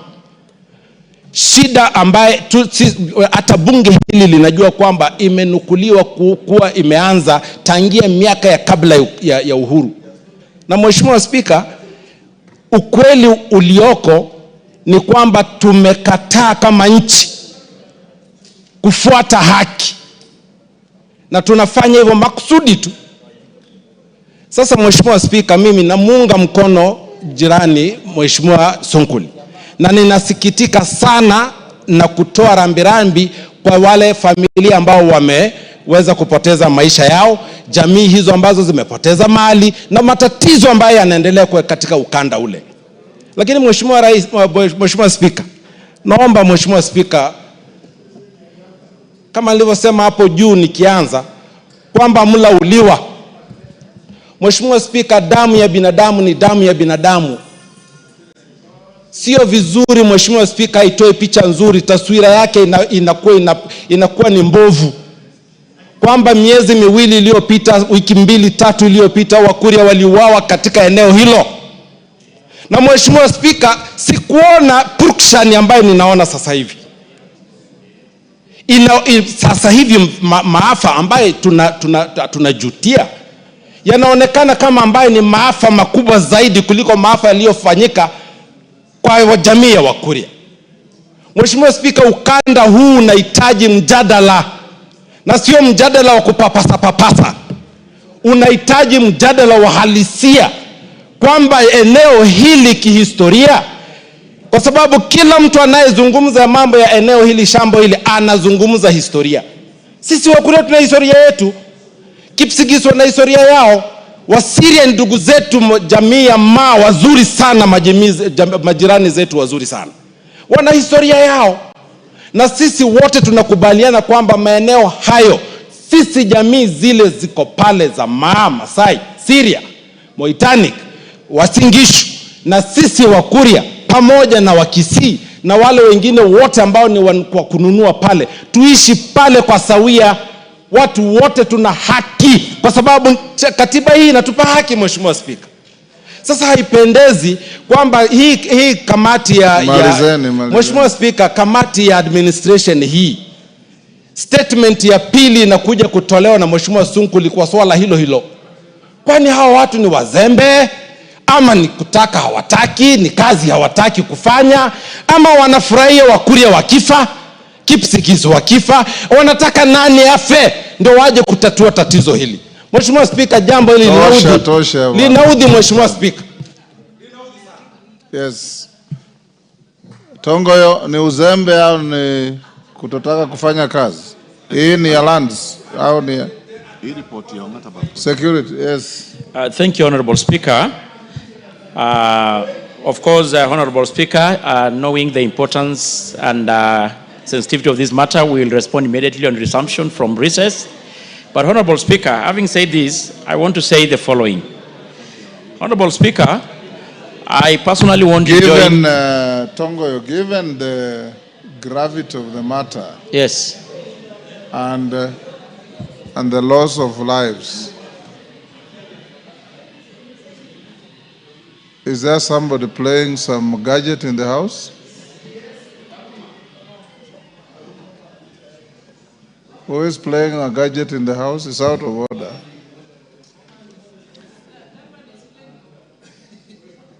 Pardon? Yes, is that you, Kajwang? Sorry, okay. Are you able to bring a preliminary response tomorrow afternoon? Yes, I will, Honorable Speaker. Lives have been lost. Yeah. We hear of heightened tensions in the area. We saw a policeman with an arrow in his head and many other things. Can you get in touch with the Interior and bring a statement tomorrow afternoon? I will, Honorable Speaker. Yes. But Honorable Speaker, just give me a minute to say the following. I'm much obliged, Honorable Speaker. Honorable Speaker, I want also to join my colleague, Honorable Sunguli, really to pass my condolences to the families who lost their loved one. As it is now, the preliminary report is that 5 lives have been lost, of 5 locals, roughly. And of course, about 4 police officers also sustained injuries, including the one you had mentioned that had a narrow that was actually had to be evacuated to get medical attention yesterday evening. As it is for now, Honorable Speaker, the IG, I want to report the IG plus the DCI are on site. There is the meeting ongoing with other leadership of Parliament also in attendance. And the situation is still a little bit calm, but the tension is still running high, Honorable Speaker. Honorable Speaker, you quite remember, and my colleague had mentioned, that this House didn't instruct the committee to visit the area, and we did exactly so, Honorable Speaker. And I want to really appreciate the colleagues, members of Parliament, who have failed themselves. Kitayama had just confirmed the same. And Honorable Speaker, the report is ready. We actually were just doing the final touches so that we can able to table. We were actually supposed to table this week, or probably once now we resume from recess. But Honorable Speaker, beside the issue of insecurity and the issue of insecurity, the land question is actually the major cause of all this insecurity. And it has been said repeatedly. It's an old thing of backdating around 20 or so years ago, to include even what Kitayama talking about 1940-something, when actually before even the independence. But I don't want to go deeper into it. It will be captured and we can able to see in the report. And we were even lucky. Then when we visited, we took even the police car to enable the police officers to patrol the area and respond to the distress call. So, Honorable Speaker, I want to say that we can able to have the preliminary report, but I want to report to the country that as it is, the IG and the DCI are on the site trying to calm the situation, and it's a little bit under control. Thank you, Honorable Speaker. Thank you, members, and just like I talked to the honorable members from Baringo, and I'm happy to see my club and his neighbor sitting together. I wish Kamket was also with you. Try members of Parliament from the area, Kitayama, yourself, Sunguli, Johanna Ngeno. You're going on recess for a full month. Go to the ground and pacify communities. Go to the ground and speak to our people. One life lost is one too many. And bring them together so that we can see peace across the length and the breadth of our country. James Koyo. Korere hiyo nimepita. Yes. Thank you very much, Honorable Speaker. Honorable Speaker, pursuant to the provisions of Standing Order 44.2c, I rise to request for a statement from the Chairperson of Departmental Committee of Agriculture and Livestock regarding the position of the leasing program of the state-owned sugar farms. Honorable Speaker, the Kenya Sugar Subsector plays a vital role in the agricultural sector and the Kenyan economy. The industry contributes to food security, employment creation, regional development, and improved livelihoods for more than 8 million Kenyans. The Kenyan sugar industry comprises of 16 milling factories with an installed capacity of 41,000 tons capacity per day, 5 of which are public owned.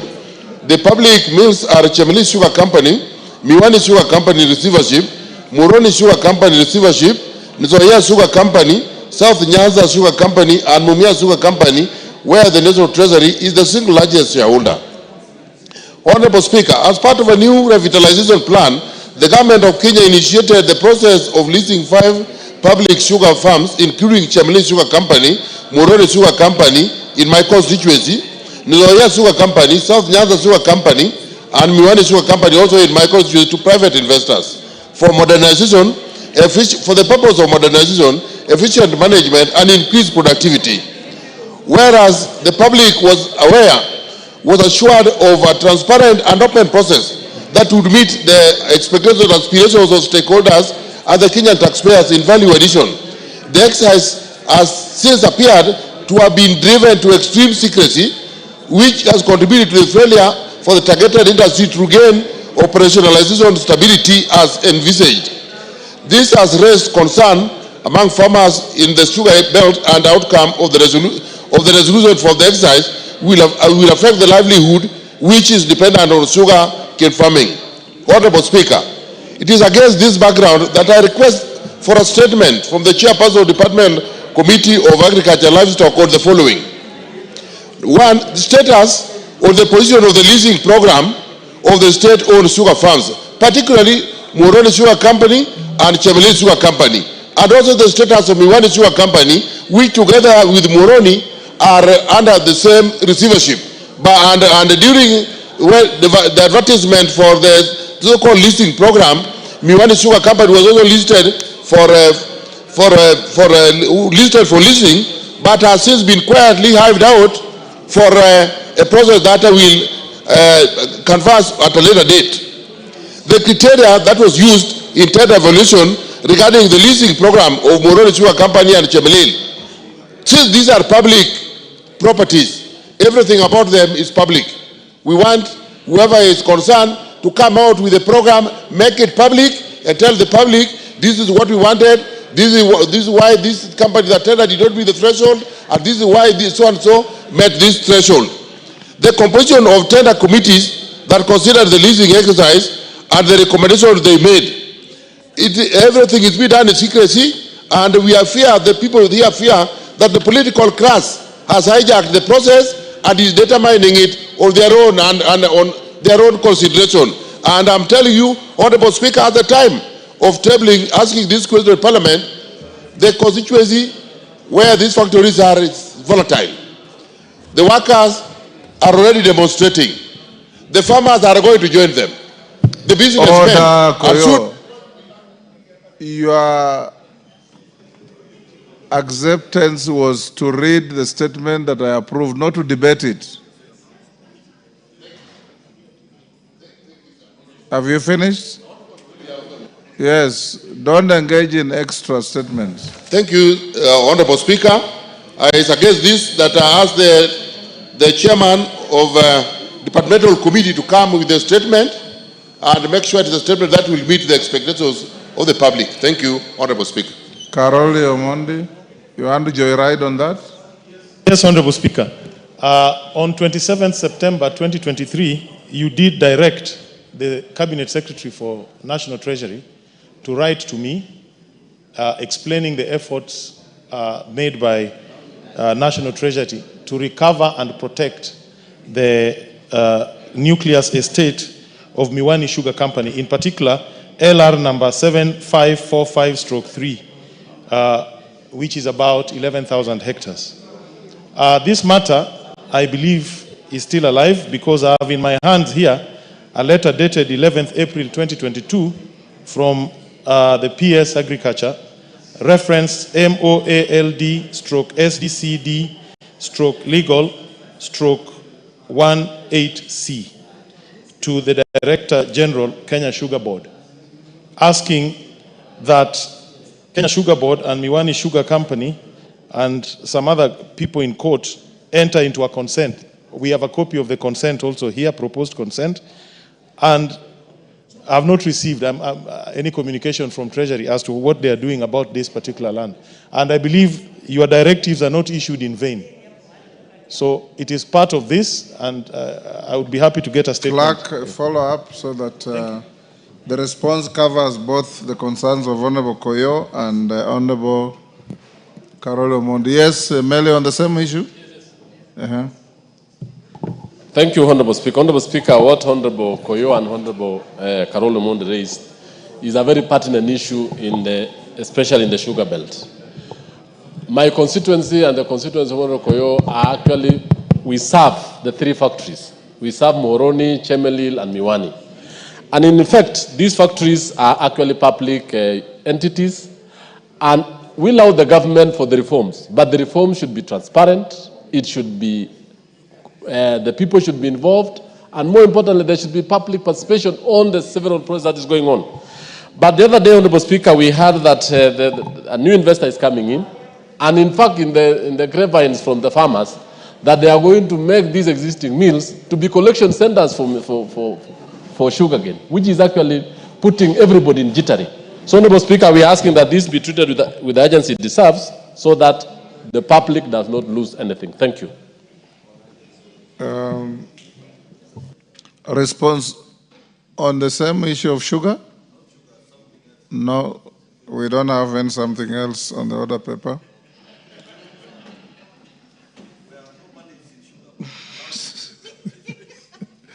Responses, education and health. Who is responding? To Abdi Shuria. Is Shuria in the house? Okay. Oh yes, agriculture. Where is the chairman?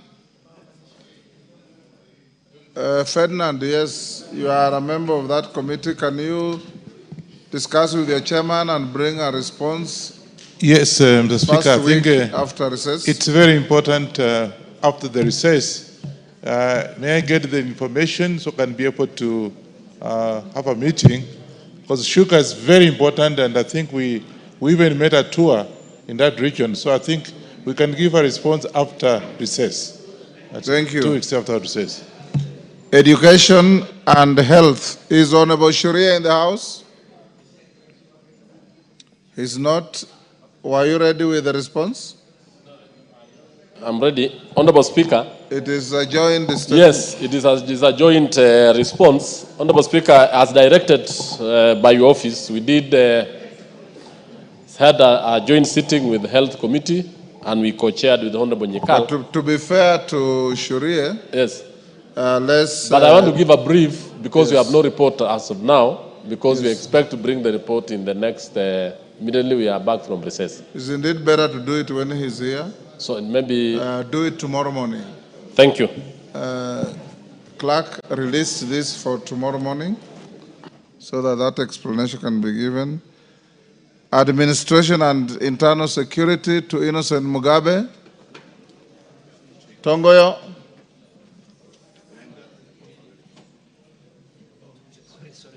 You have a statement to give?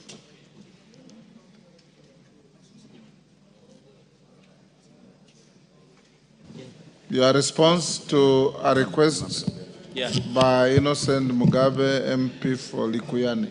I'm ready, Honorable Speaker. Ready? Go ahead. Honorable Speaker, with your permission, maybe before I respond to this, I've got another 3 statements that were responded to by the CS when he appeared before the committee. Yes.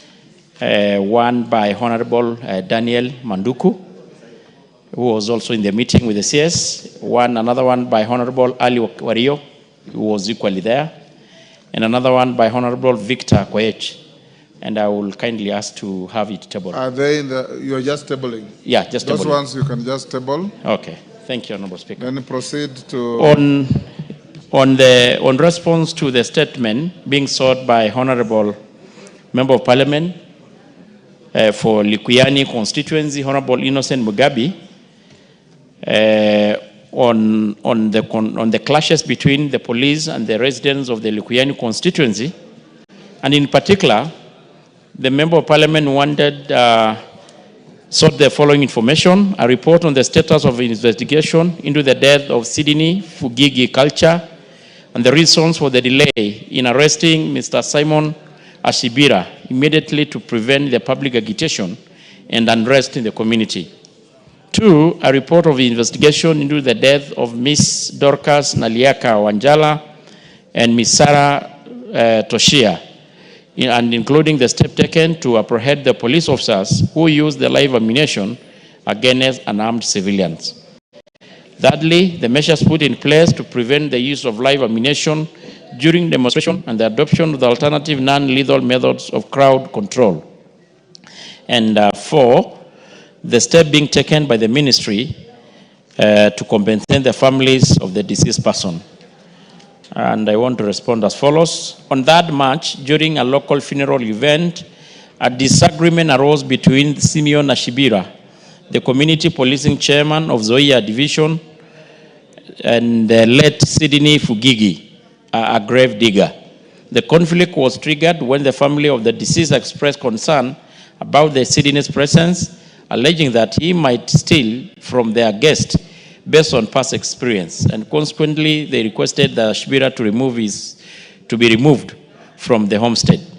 The Sydney left the event visibly unsettled and disgruntled. On the 4th March, the Sydney visited Ashibira's home to confront him over the perceived embarrassment at the funeral, and a heated exchange ensued, during which Sydney allegedly made threatening remarks, prompting Ashibira to forcefully remove him from his compound, and reports indicate that this act of removal resulted in an alleged assault on the Sydney.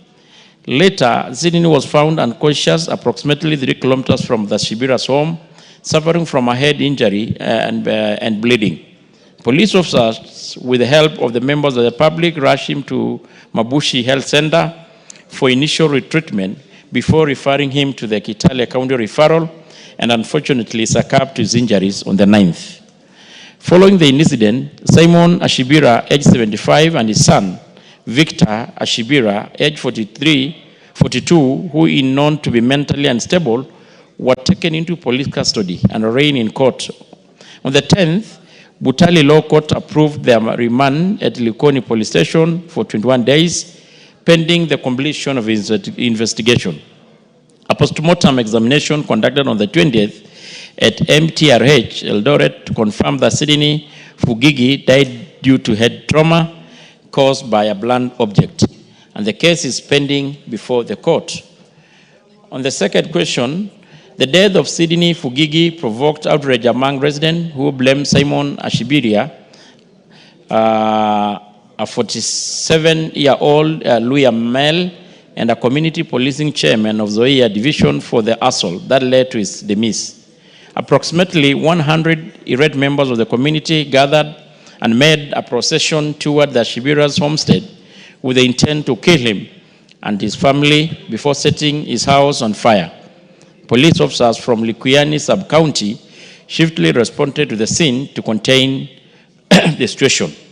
Upon arrival, the police attempted to engage the crowd through dialogue, but the situation escalated as the mob grew more violent, hurling stones at the police officers in an effort to prevent them from protecting the targeted family. In an attempt to disperse the hostile crowd, the officers fired blank rounds, but they were quickly overwhelmed. Reinforcement from Moi Bridge Police Station was called in, successfully facilitating the evacuation of Ashibira and his family. The evacuation further agitated the crowd, which then turned its aggression toward the officers, injuring several in the process.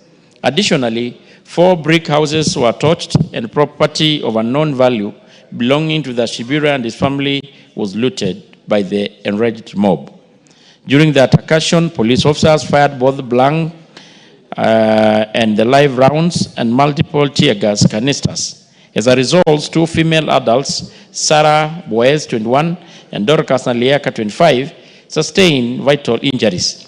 Several government vehicles were also damaged in the chaos, including a Matunda police station, Ford Ranger, GKB 149Y, with a smashed windscreen and damaged doors.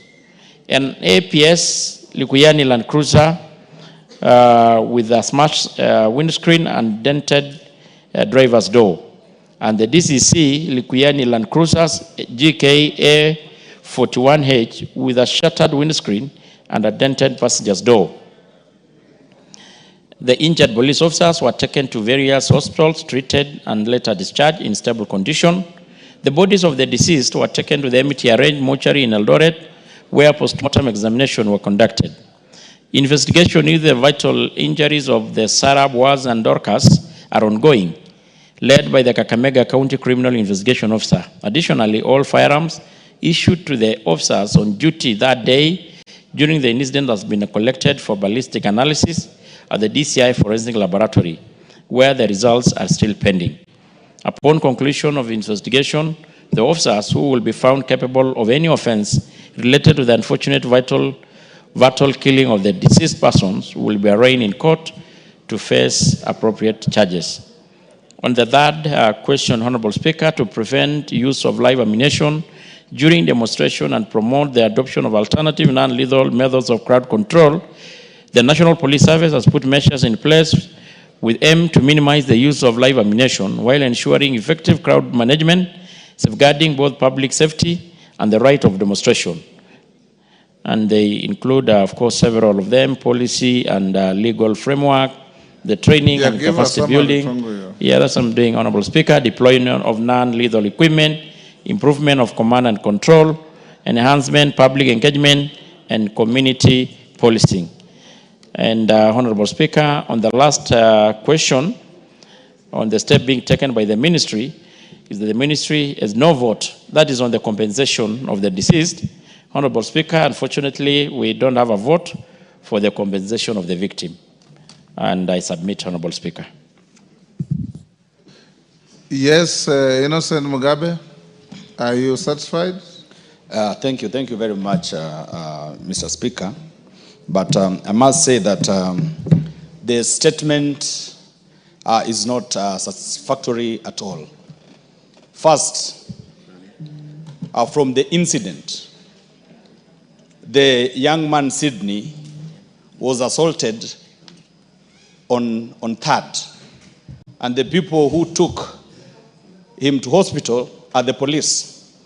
And the police did nothing to arrest the person who assaulted Sydney. And they knew that person, and that person continued walking freely in the community until 9th, when Sydney passed on. It was prudent for the police to arrest the assaulter as Sydney goes to hospital. The assailant. The assailant. As Sydney was taken to hospital. And by the mere fact that this person was not arrested and no action was taken against him, when Sydney died, that is when the community reacted. So my question is, why didn't the police arrest Mr. Ashibira? And they knew that he's the one who had assaulted Sydney, to wait until Sydney dies to escalate the matters. So they have not explained on that part and the action that will be taken against the people in charge. Number two, we had quite a number of police officers who came to manage the crowd. He has explained that the crowd was for around only 100 people. Then why use live ammunition on 2 young girls who are not even part of the crowd that was demonstrating? And even the community know the policeman who shot the 2 ladies. So when you tell us about ballistic analysis and all that, to us we don't take it kindly, because the person who shot the ladies is known. Why are you not taking action against that police officer? Number 2, even if you're doing ballistic analysis, how long does the analysis take? And as we speak these are lives lost, families are bereaved, and we are talking about some analysis that is taking ages. No action has been taken against the police officers, the police officer who shot on the two ladies. Thank you.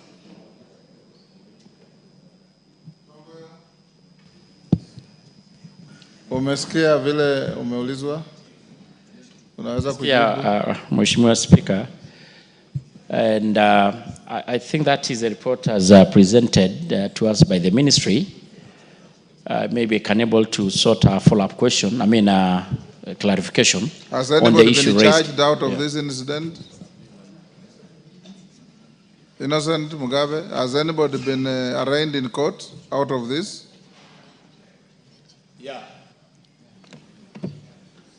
Give him the mic.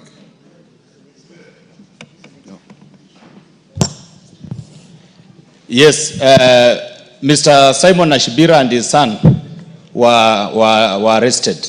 And they have been taken to court? They were taken to court. And there's a case pending? Yes. So I will be reluctant to encourage any further discussions in case you prejudice the prosecution of the criminal case. What do you think? But you have made the point by highlighting the issue. Yeah, but if it's a matter that is now pending before a criminal court, it's up to you. You know, the matter, there are two matters. Yes. One for Sydney, the assailant has been taken to court. But for the two ladies, they were shot by a police officer through live ammunition. Who has not been taken action Yes, against. there's no action that has been taken on that front. Yes, Tomboyo? Honorable Speaker, I first want to appreciate that. Did the ladies die or they were just injured? No, they died. They died. They died. From the report, they died. I think the part that is not complete is the issue of the police officers being arraigned in court. And I think it's probably waiting the ballistic to confirm the rifle that discharged the bullet that killed the deceased. So, Honorable Speaker, maybe we give it a bit of time, and maybe once we resume again, we can sort maybe a follow-up response to the same. Yes, Ferdinand.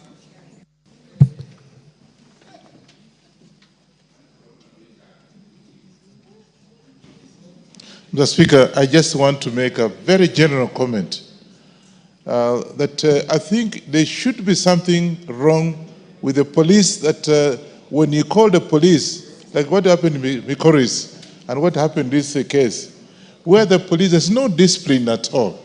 I think police are just acting haphazardly. I don't know what we can do to have discipline so that if they are called upon to quell any disturbances, they are orderly. And from what you are saying is that somebody just haphazardly shot. What happened could recall is where 5 people are killed. It's just because they were just haphazard. Mr. Speaker, I think we should do something, and the police force must actually be disciplined enough to quell whatever disturbance they are in a place, other than having, whenever they go, they are going to kill people. I don't know how we can go about it, but I think I'm personally getting very disturbed that this, if we don't have to say something about it, is getting out of hand. So speak. Bowen, on the same issue? Yes. Bowen? Mr. Speaker, mine also is just a general comment, Mr. Speaker. We have seen, I don't know, Mr. Speaker, we need to have the chair of security to seriously sit down with our heads of police, the IG and the security team, Mr. Speaker, because there is a serious disconnect between the people, the citizens, and police, Mr. Speaker. Mr. Speaker, some few months ago, you saw a crowd of people actually chopping a hand of a policeman somewhere in Narok because of an accident or an incident which happened somewhere. You saw yesterday, there were 5 people who were killed by police. The case of in Lukuyani and many other parts in the country, Mr. Speaker. I think there is need for a police to come up with a policy on how they can have the policemen work with the wananchi very well. And then number 2, Mr. Speaker, we need also to sensitize our people to respect the law enforcement officers, Mr. Speaker, because I look at it that at a point where a policeman is threatened and his life is in danger, that's a time they use their firearm. And by so doing, Mr. Speaker, sometimes even killing innocent people. So as a country, Mr. Speaker, I think we need to look on how we can have our police work together and provide, security and service to our people, and also on the side of the citizens to obey the law enforcement officers. Yes, Ondo, on the same issue. Honorable Speaker, what happened in Honorable Mugabe's place, Likuyani, is a cultural practice amongst the Luya called, in where I come from, is called Osola, which in say translated means to revenge against a confirmed assailant who causes death. Honorable Speaker, I had a similar crisis in my constituency about 3 weeks ago. Luckily enough, we didn't lose any lives, but we lost a lot of property. And there was no even that injury to the police. Only 8 policemen were dispatched out of a crowd of about 200 people. That's why we are saying that probably the police service needs to study the cultural context of such kind of eventualities and know how to manage. Because sending 8 policemen to control 200 people who are intent on exerting revenge, you are actually putting the life of the policemen in danger, and you are not protecting the affected families. It's a debate that the police service needs to have, because the level of anger by the people against anything looking like government is so heavy, is so deep, that as a country must have that discourse at the earliest moment possible. Otherwise, Honorable Speaker, and the chair is listening, we are going to have fatalities, both from the civilians and the police, whenever any confrontation, any issue arises. It's a debate that we cannot put under the carpet. We must have it now and not later. Thank you, Honorable Speaker. 1 minute. Thank you, Mr. Speaker. Mr. Speaker, I'm actually listening to Honorable Undo, and he's saying this is a debate we may have before there are fatalities. The day after tomorrow, I'm burying my cousin, who is a police officer who was beaten by the public in Bomet. So it's actually a reality. It's called Samuel Orina. We are burying him, and we buried my uncle last week. The same home. And Mr. Speaker, there were sent 2 people, 2 policemen. You must also have seen a policeman under excruciating pain with an arrow lodged in his head. Yes. You can imagine, Mr. Speaker. These policemen are also your children. Yeah. So, Mr. Speaker, you find that in reality this happens. We must find a way of dealing with this, because normally in the house we talk like it's something that happens somewhere. Me, I'm telling you, my first cousin, we are burying him the day after tomorrow. He was killed in Bomet. He was beaten, was left for dead.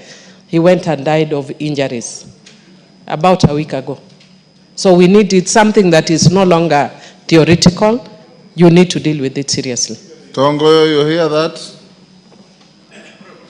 Yes. Kindly give me the mic. Honorable Speaker, I really want to associate with the sentiment of the members, but Honorable Speaker is just fair enough to say that police officers are also human beings. They are fathers, they are wives, and many a times, Honorable Speaker, as much as we normally, it's easy to condemn the police officer when they're in the wrong. Very rarely do we really appreciate and recognize them when they do good. We just see them when they fail, but once, Honorable Speaker, they do right, or of course they do even deterrent of crime, or even those who are actually in our borders to keep us here safe, we hardly appreciate them. That is an unfortunate reality.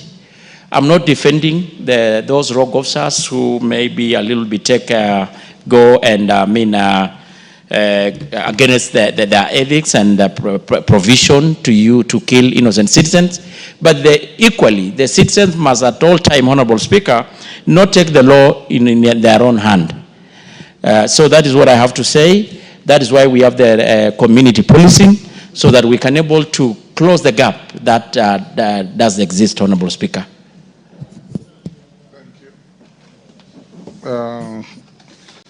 Sigay.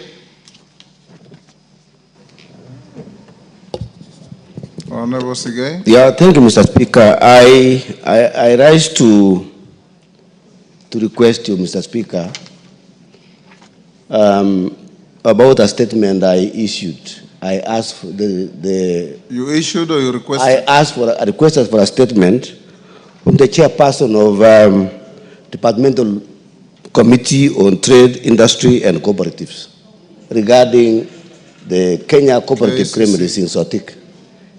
Mr. Speaker, this issue has been pending for a very long time, and I'm requesting, Mr. Speaker, if possible, you can be able to bring forward this. When did you ask a request February. for a statement? February. In February, 2 Yes. months ago. Majority Leader is not here. Millie, inform the Chair Agriculture, if possible, to bring the response tomorrow afternoon. It's been pending for 2 months. Next order. Before we go to order number 8. Oh, sorry, we have Chair Broadcasting is in the house. Yes, Nanok. Do you have your statement ready?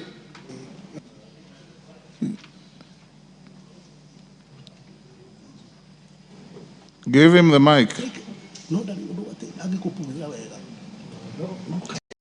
Yes, Speaker, I have it ready. Yes. But Speaker, looking at the attendance in this chamber and considering the kind of communication I would want to... You can do so tomorrow morning. For sure. Yes. As long as there would be good attendance so that most of the members can pick the information. Yes. Thank you. Proceedings are recorded. Thank you. Allow Honorable Nanok to issue that statement tomorrow in the morning proceedings. Next. Honorable members, before we go to order number 8, which is a committee of the whole, allow me to give this guidance on proposed amendments to the Social Protection Bill, National Assembly Bill number 12 of 2025. Honorable members, before the House proceeds to the next order, which is consideration of the Social Protection Bill, National Assembly Bill number 12 of 2025 and the VAT, Value Added Tax Amendment Bill, National Assembly Bill number 11 of 2025. In the Committee of the Whole House, I wish to provide guidance with respect to consideration of some of the amendments proposed by individual members. Honorable members, as you are aware, it is now established practice under the Constitution that when considering any matter that has a financial implication, the House is bound by the provisions of Article 114(2) of the Constitution. For clarity, Article 114(2) of the Constitution provides that, and I quote, if, in the opinion of the Speaker, a motion makes provisions for a matter listed in the definition of a money bill, the Assembly may proceed only in accordance with the recommendation of the relevant committee after taking into account the views of the Cabinet Secretary for Finance. In this regard, honorable members, as you will note,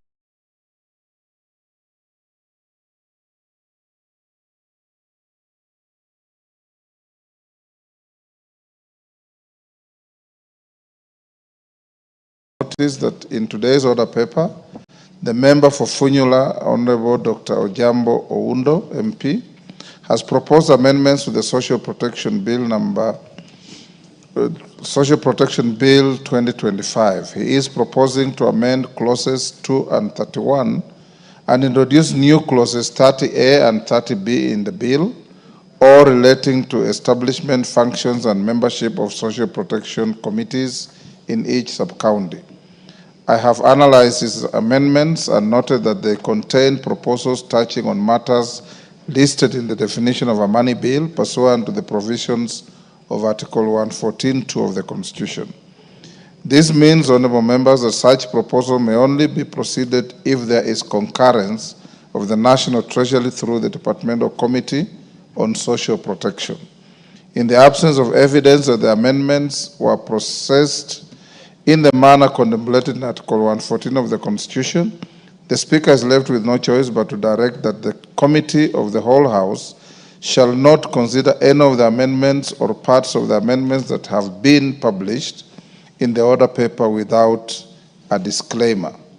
Honorable members, Committee of the Whole House on the Social Protection Bill 2025 will therefore proceed without referring to the proposed amendments by the Honorable Oundo and will be considered as though the amendments have been withdrawn.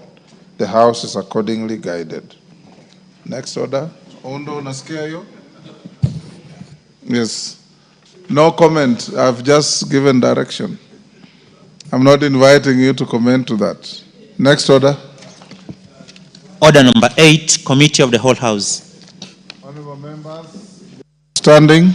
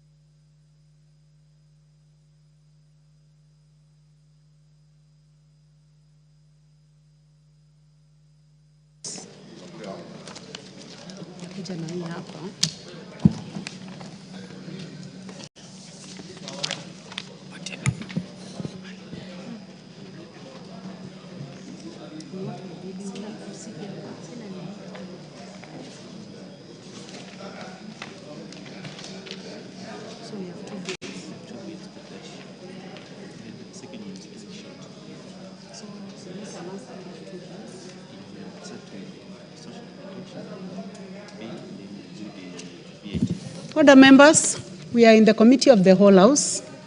We have 2 bills to deal with. One is Social Protection Bill, National Assembly Bill number 12 of 2025, and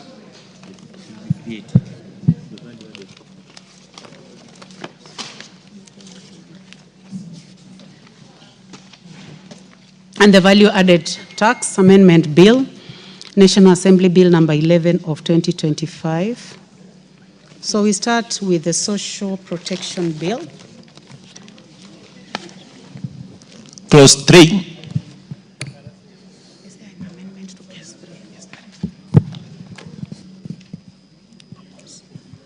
I propose the question that Clause 3 be part of the bill. There is an amendment, Chair. Majority Leader or Chair? Okay, thank you. Chair is in the House. Okay. Honorable Chair, I beg to move that Clause 3 be amended as indicated on the order paper. Honorable Chair, justification Article 43(3) of the Constitution mandate the state to provide appropriate social security to persons who are unable to support themselves and their dependent. Further, it is not financially tenable to caution all persons in need against risk and contingencies throughout their life cycle as currently provided on the bill. Thank you, Chair. Honorable members, I now propose the question that Clause 3 is amended. That Clause 3 be amended as proposed by the Chair. Any interest in this? I don't see any interest. Yes, there is interest. Honorable Tom Kajwang, Raraka. Or honorable members, any member who is interested in making comments on the amendments, please go to the intervention. And if you are not interested, please remove your cards. So Honorable Tom Kajwang, please remove your card. Honorable Sarah Korere, Laikipia North, please remove your card.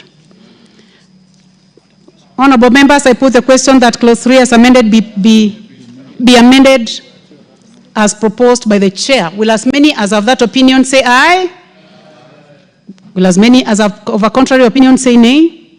The ayes have it. I now put the question that clause 3 as amended be part of the bill. As many as of that opinion say aye? Will as many as of a contrary opinion say nay? The ayes have it. Clause 4 and 5. I put the question that clause 4 and 5.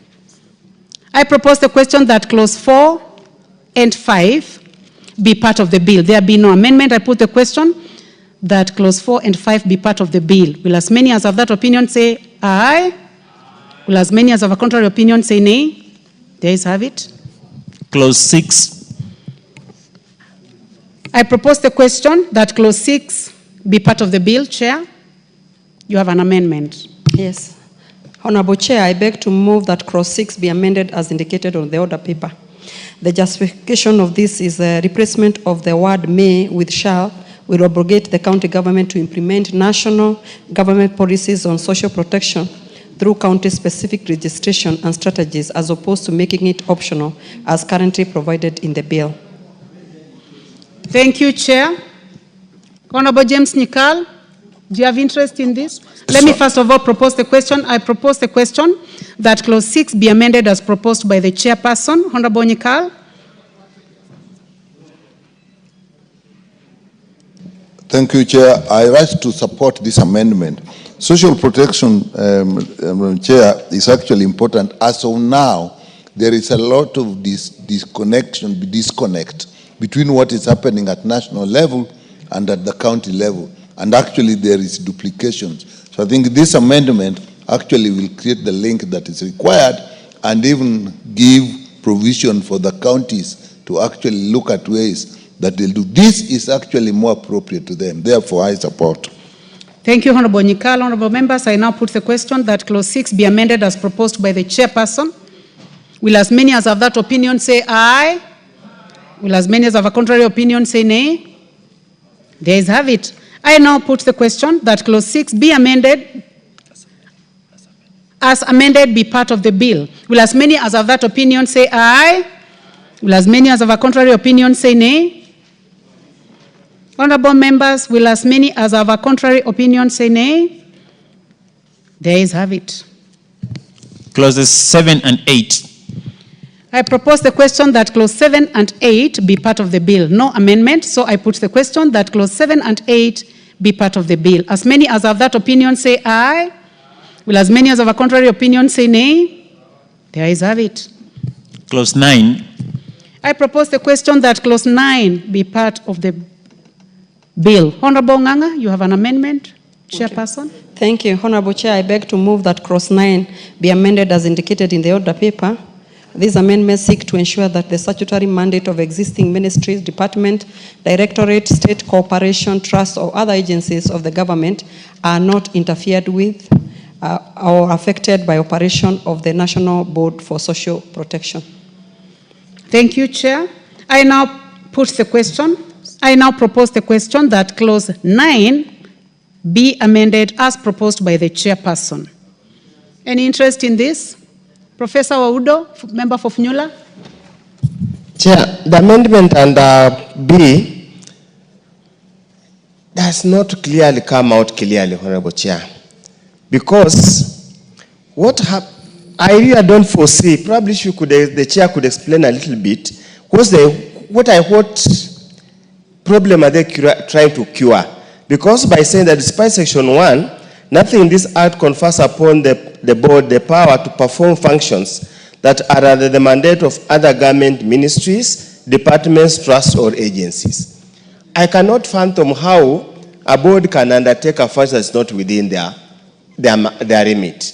Yet, I don't understand which other ministry or department that has got the powers or the authority to undertake social protection services. Because the way the I act think is you have made framed. your point. You've made your point. Honorable Chair, would you kindly explain the rationale for 9B? Thank you very much. We needed to clarify, Honorable Chair, because we see most of the time there are boards that are when they're executing their mandate and they refer that mandate is being undertaken by another board on another department.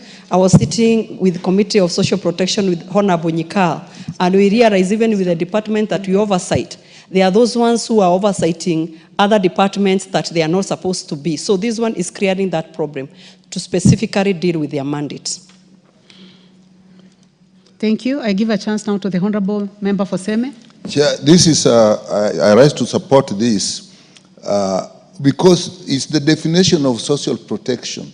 To a large extent, when we talk of social protection, people actually see cash transfers.